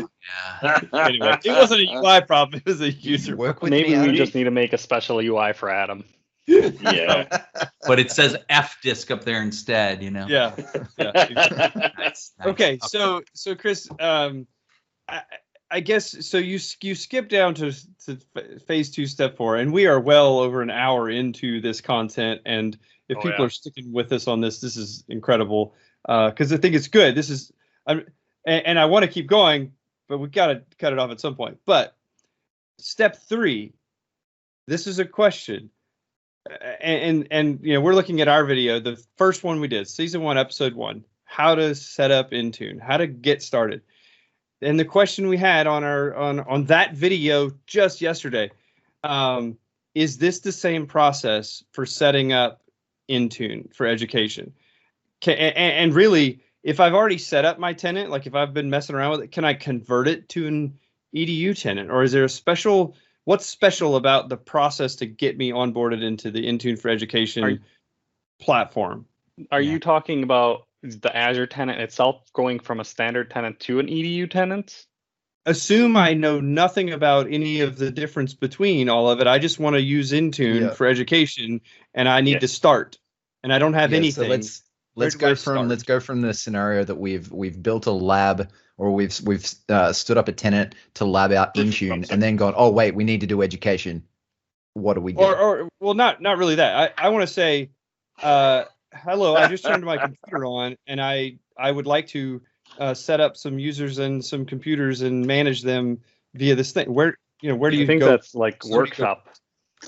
Now let me go back really quickly. So when we go here, you can do a free tenant, right? So you can do the free tenant trial, set it up in here. Okay. Also, I think one of the links lives over here. Yeah, getting started where I just was, and Intune for Education. Let me go down here. Free trial. Okay, now I'm going to presuppose everything. We're an educational institution, right? They're going to vet that out when you sign up. If you don't respond to an @edu, you're not going to get an edu tenant. Fair? Now, to your point, though, you could still use the Intune for Education portal, right? Okay. Sure. Okay. So, but I think if I read your question correctly, is okay, we got tenant. How do we get stuff up in there? Well, no, I just really wanted to know, is there a special process for onboarding an Intune for Education, onboarding my tenant into EDU versus onboarding it into regular Intune? An enterprise or the What's so the I would say it's difference? just I would just say it's that EDU email and making sure when you are enrolling for a tenant, you're enrolling for the education licensing or through the free trial for EDU. Yeah. Okay. So Basically, if I've follow already the enrolled links on for these END, docs. can I just go and get a license for an EDU to convert it? Yeah. So, so I clicked on that link, website or free trial, right? Okay. And if you already have graphics come up, if you already have it, then go for it. If not, sign up for it. At this point, it's going to bring you up to a form, and the punchline on this one is you have to respond to an EDU email, right? Mhm. So your school name, school size, and your school email address. We'll verify it, and then we'll cut you a tenant. Cool. So, what if you don't have EDU? Like my kid's school district doesn't use an EDU email address; they use a .com. You can, so a couple different things. You could go through your CSP. So from a reseller standpoint, they can do that background for you. Or you can call in and do verification that way. I know that there's a support channel that they can do that as well. Okay, good to know.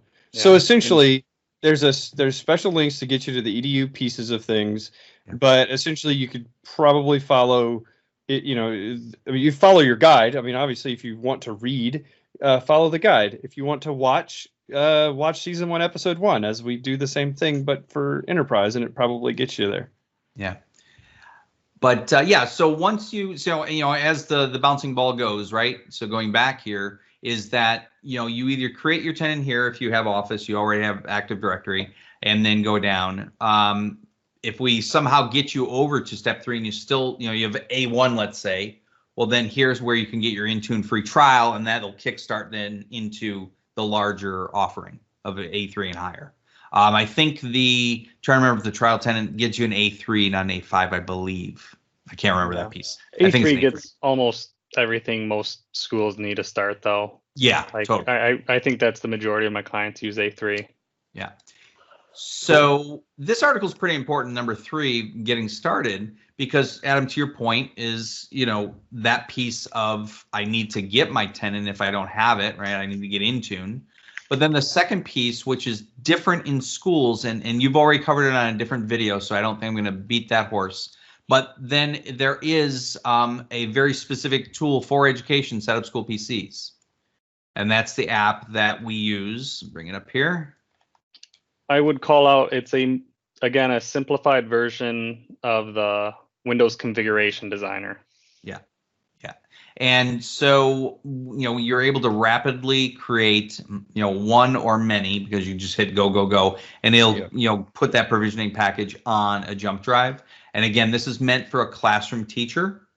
IT professionals still can use it. And let me be very clear, just like Intune for Education is creating Intune policies, when you use Set Up School PC and you hit create, it's creating a provisioning package that you can then just import into Windows Configuration Designer and manipulate, because it's a provisioning package, right? Same thing, just different interfaces. You're just putting a nice user more educator friendly UI on the front of it, or that doesn't sound a more non-IT professional package for people. It is more approachable. It's the simplified version. It works really well. Nice. Simplified experience. So in this context here with the jump drive, just from scale perspective, we did a school in California. There was 4 of us, and we were cranking out about 1,500 new laptops a day. Just running around. Wow. Yeah. So, scale, they were long hours, but we were able to crank them out. That week we had a ton of machines. So cool. Well, so yeah, so go ahead. Oh no, go ahead. You're good. Yeah, so the second piece then is now you got Intune up and running. The second piece is you got to get devices in, and then the identity again is going to be the other piece. Identity and or groups. Okay, and I think you covered this off on your other video as well, but I just want to come full circle to that. Is when you go into Intune for Education, upper left corner, then this is where that's that simplified experience of the Express config. So we have groups and even apps. We haven't even covered on apps yet, but being able to launch Express config, simplified experience, what do you want to do? And we try to line it out in 4 steps, right? 3 steps and a finish. But, get the information. We want to then choose the group. It's important. What are the apps? What are the settings? And off to the races you go. Okay. And so my understanding is this kind of does some default naming and default build out for some things. And so but it's a quick start. This is great because I think we were just talking about this in one of our other videos where, company branding is like, it's this obscure random thing that will break your autopilot or make it not, and it's like, but that's not anywhere in the, Intune setup. And so this is great to be able to have that as a thing. That's really cool. So it definitely is it appears to be a much more user-friendly, thought out, interface for getting going with this stuff for sure. Yeah, and I know I saw a few questions on Twitter about asking if people should just go through that for their first time through setting up Intune for like if they're an EDU. My kind of lean is if you need to, it's perfectly all right to use that Express setup. I don't want to call that a best practice by any means because it will always depend on the environment. Yeah, and I agree with you. It's there as training wheels, right, to get you going. However, there's implications. You're implying that you already have a group set up, you already have your app set up, those other things, and then that wizard is going to pick them. And that's why I went to the apps. Well, if you haven't brought any apps in here yet, then you're not going to be able to select the apps that you're going to deploy with the quick Express config, right? So it's kind of like the chicken before the egg syndrome. Okay.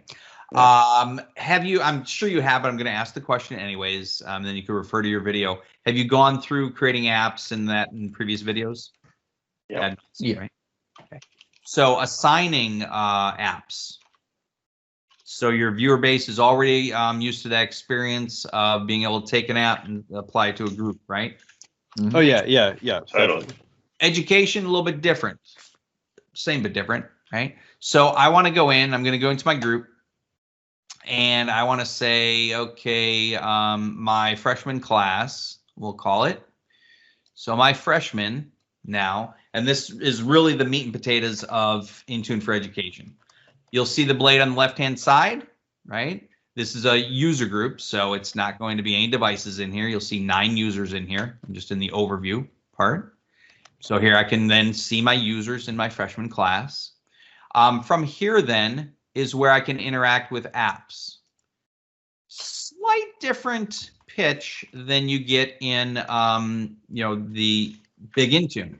So if I want to then add apps, I go in here and say, okay, I want to add these 3 apps. Done. Move on. Next, Windows apps. What do I want?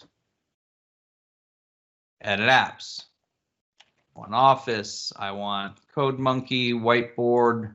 You can see how quick I can. Yeah, it's good. I can. And this is similar to there's a new feature they've added called policy sets, where it's close. Yeah, kind of. But from an app perspective, I can rip through these things really quick. Yep. Now, the desktop apps, will that include any of the custom Win32 ones from the other portal? Yeah. Awesome. Thank you for showing that. That is specifically right here. That's why I created it. Win32 app. Oh, yeah, it does. Yeah. Yeah. Hey, I need to ask. No. And sorry, that was pointed towards me. I'm a stupid admin. That's why I named that. So when someone asks me a question, I'm like, oh, yeah, it's right there. Yeah. Yeah. So, So we try to be very, pointed with this. You'll see again the notion of save or cancel. If I don't change anything, then it stays gray. But as soon as something happens, it says change. So up here, for example, when I went to web apps and I assigned it, I'm going to unassign it because I don't know what I'm doing in the lab there. But anyways, so I wanted to just do a juxtapose of the experience in apps, assigning them versus Intune for Ed, click, click, click, done. Okay. So that covers off, I think, a lot. I mean, there's a ton to go into. I don't know how long we want to go or how deep we want to go, but the last piece then is the manifestation of the settings, right? And so the depth of Intune for Education then is going to be Windows or iOS, as I pointed out before. There are some specific education ones that are cool. So case in point, I'm going to highlight just a couple. I'm going to stick to Windows. Is that okay for the audience, you think? Yeah. Some typical ones that we do in education, like constantly, is accounts and sign-ins. You'll see, Doug pointed out this before, but now that I'm doing the demo, I'm just going to reiterate it. We are not presenting 100% of the settings that you'll see over in Intune. These are the ones that it's a curated set that we believe that our customers have been asking for, that they go, yep, and move on with their life, rather than digging into Intune and going through and can be overwhelming, right? So we try to make it a quicker and more manageable experience. The first one is setting this up. Being able to have students, for example, just type in their name or alias and nothing, no at or anything to the right of the at. So that's what we call preferred tenant, right? You can get that in Intune as well. I mean, I'm not saying it's not there. But another one that's very powerful is going into apps. Now, we know that kids are our best hackers. They will try to end around everything that we put in front of them, right? That's what they do, right? Yep. And so one of the things that we've done, and you have to be very careful with this one, is assigning it to your students and or I would say just the students, because if you assign it to the device, you're going to kind of be a little bit out of yourself. I can block my administrative apps, so an app blocker policy. Yeah. So then blocking command, registry edit, and PowerShell. And if I remember from going through so many of the other settings, that's not just a easy one-click button in the full Intune. No, and that's what I'm saying. So the app blocker, it's that is a nice pre-config. Yeah, I note the remove built-in Windows apps is still in here. Yeah, just be aware. So, I should call out thanks for pushing me on that, although you didn't, but I'm pushing myself, is that use the console, right? So, there's a hyperlink, learn more, and I can learn more about it. Now the question begs, well, what do you mean by built-in? There's a built-in list of 15 some odd apps. I don't remember the number, but it's about 2/3 of the way down. I know that part, Mert. And I'm zoomed in now, so there. No, that's device. So part of the reason why you go through this list, part of the reason why I call this out is we discussed this in a previous video where we noted that it was there and then it got removed in Big Intune. So it's good to see that actually. Big Intune. I'm just using Chris's term. I'm looking. That's interesting. Did I? Let's see. Device settings. It's almost like it's going to a different. I'm not used to the zoomed in experience here, but there used to be a list of apps. If you scroll up a little bit, because there was apps just up. One more. Edge enrollment. Trusted apps. There you go. Remove apps below. That used to be a direct. That was a direct link before. Okay, there we go. It's still in the article. It's 2/3 of the way down, like I said. Yep. For some reason, I didn't see it. Anyways, so these are the apps, though. Yeah. Cool. So this being the big one that a lot of people. Yeah. And if you need to do additional or other ones, we have another video on that from a couple of weeks ago that you can check out on how to publish that removal individually for apps. Yeah. Another one is the eyes, so use those, and some of them have hyperlinks in them as well. Yeah. These don't. but use them. I mean, that's what they're there for. So these are very powerful. Again, they're so powerful that you could be the most effective denial of service to yourself ever. So if you assign this to a device, yeah. So just be aware of those. So those are some of the very quick ones. I mean, there's lots. Another one that's very specific to education is high stakes testing, standardized testing. So being able to then do take a test profile, and this locks it down in kiosk mode and shoots it to a web browser of your choice, and being able to then from there log in. It gives you an extra button, and it could either be a local user or an Azure AD user, and I'm missing another one, or a generic account. I think it's 3 different ones. And when you log into that, then it launches the standardized test, and they're locked into that. So that is the web-based side. You can also then go into Big Intune and set up either a single app or multi-app kiosk mode if you're using Pearson or another GUI type app that is a Windows app rather than web. Okay, so those are some of the very specific ones in education. There's the other things like power and sleep. I'll call this one out. These are the very ones that we hear all the time that institutions want to configure. You want all the nuts and bolts settings, you can go into Intune, and there's a heck of a lot more, right? In fact, let me just do a juxtapose to that one. It's very different and a lot more settings. I mean, I will say, like, if you are new to this and want to try it, you can definitely make those settings over in the Intune for Education portal. And then when you come back to the endpoint.microsoft portal, you'll see profiles being made that were made, and you could actually go through and kind of see some of the configurations that were done. Yeah. So let me less restrictions, yeah. So I was listening to Doug before I clicked. I'm like, it's so many more clicks. It's like, why? I'm sorry, I fell asleep. What? Yeah, and that's the Where thing. am I? We're trying to reduce that time and just bring value and go teach a class. We don't want to be able to go in there, and power, I believe, is on the bottom. Don't ask me why. And then there's a lot more settings, right? Mm-hmm. And That's for anybody who's Not even close to alphabetical order.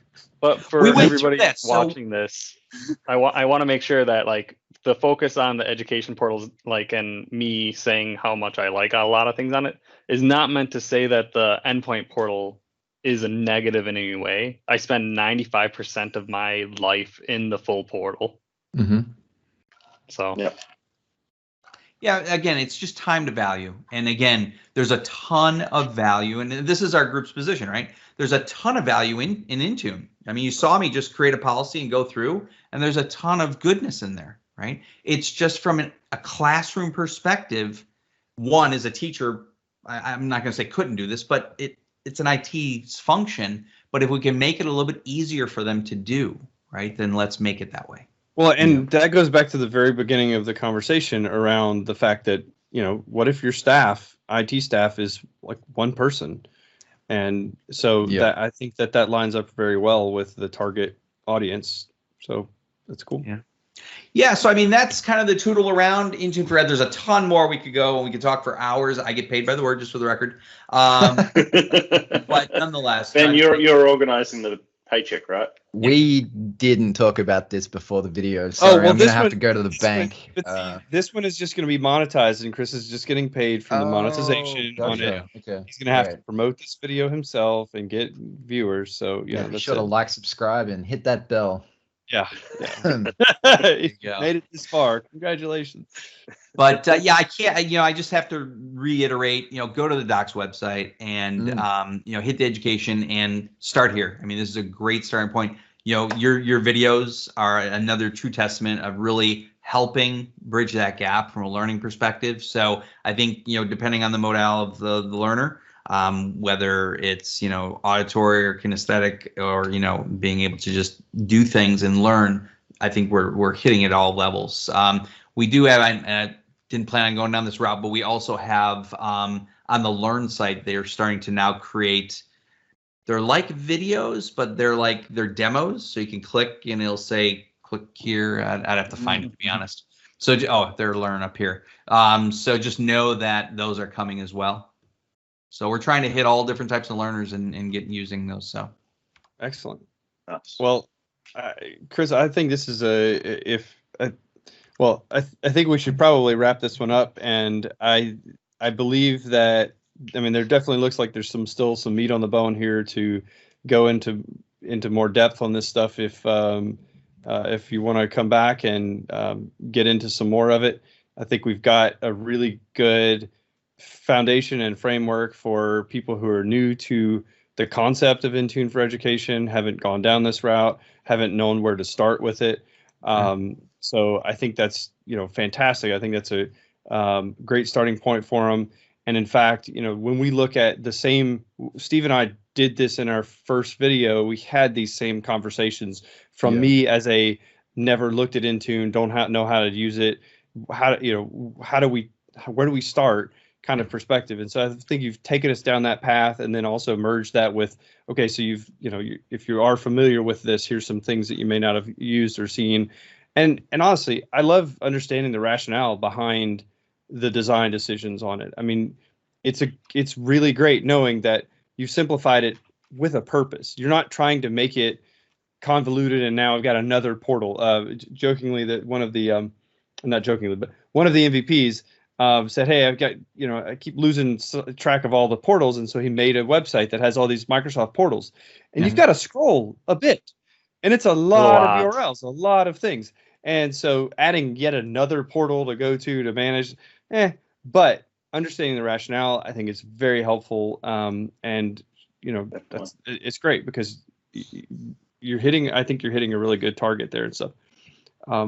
So, guys, do you have any did we miss any questions? I was scrolling through Twitter and trying to integrate some of the questions we got from there into the conversation. So hopefully we've got most of that. I think we got a good number. I think we got a lot. I would say, like, if we get more questions, we could have just another roundtable as well that I'd be willing to jump on to answer more. I'm sure we could convince Chris to join us for a bit longer. Yeah, I mean, it all comes down to it as well as if we want to have a focused, concerted effort on X, whatever X happens to be, right? That's something that we could do. What do you, aside from Twitter, do you use other mechanisms for the interactive conversations? Is it strictly Twitter or? I mean, so we mostly, so I do Reddit, but I do the Intune and the config manager or the SCCM subs, and then there's a Discord that Doug and I, or actually all of us, are in on. These two guys don't really get on very often, but it's always on when it. admins. I just when don't talk a admins lot. Discord, so it's aka.ms/whenadmins. So there's lots of great folks on there. In fact, a lot of Microsofties hang out in there. Some of the fast track guys are there, always answering fast track related questions. Cool. So that's where I am generally, and I think mostly. But you also are on Twitter. So for some reason I'd never found you on Twitter. I have you on LinkedIn, but so you are MS Classroom Geek on Twitter, and we're going to put all your relevant info. Do you have a personal blog or anything? Yeah, I have everything. So my domain that I use for my demos, classroomgeek.com. Okay, awesome. That is mine. So I've got my blog there. I haven't written in a long time, just because I've got another blog going on. But another one I want to throw out there on Reddit that I'm active on is let me look over here, K12 sysadmin. So that's another big one that Intune questions come up as it pertains to education, and I always try to snag those. There is the Intune EDU subreddit that doesn't get used. Those admins there just have it locked down where they don't let Microsoft people actually start conversations and stuff. So K12 sysadmins is where I hang out usually with. Cool. Well, and Chris, you should know the one of the admins for the Intune sub is actually in Intune EDU admin. So Jay, I think it's Jay Williams. So might want to ping him because he's active on the Discord as well. So maybe smush those together and get some more of that content going. Very cool. Well, so yeah, we will put all the links to all the things we talked about through here, and our buddy Mark, who's the unseen hero here, who goes through and painstakingly digs through our videos and puts timestamps with indexes to topics. Amazing. Thank you, Mark. So appreciative. Because these two goobers never go back and watch any of the videos, and I'm stuck. So anyway, so we have to have an index under your face in the very beginning, because that was yeah. Adam in shock. Yes. Awesome. Well, no, Chris, thanks for allowing us to use the platform and really get out there and tell our story. So I appreciate that. Absolutely. Yeah. We'd love to have you back on anytime. This is what it's for. We want to educate people, and so being a platform for that is exactly what we're here for. So thank you for coming. Thanks, guys. Thank you guys. Yeah, thank you guys for having me on again. It's always fun.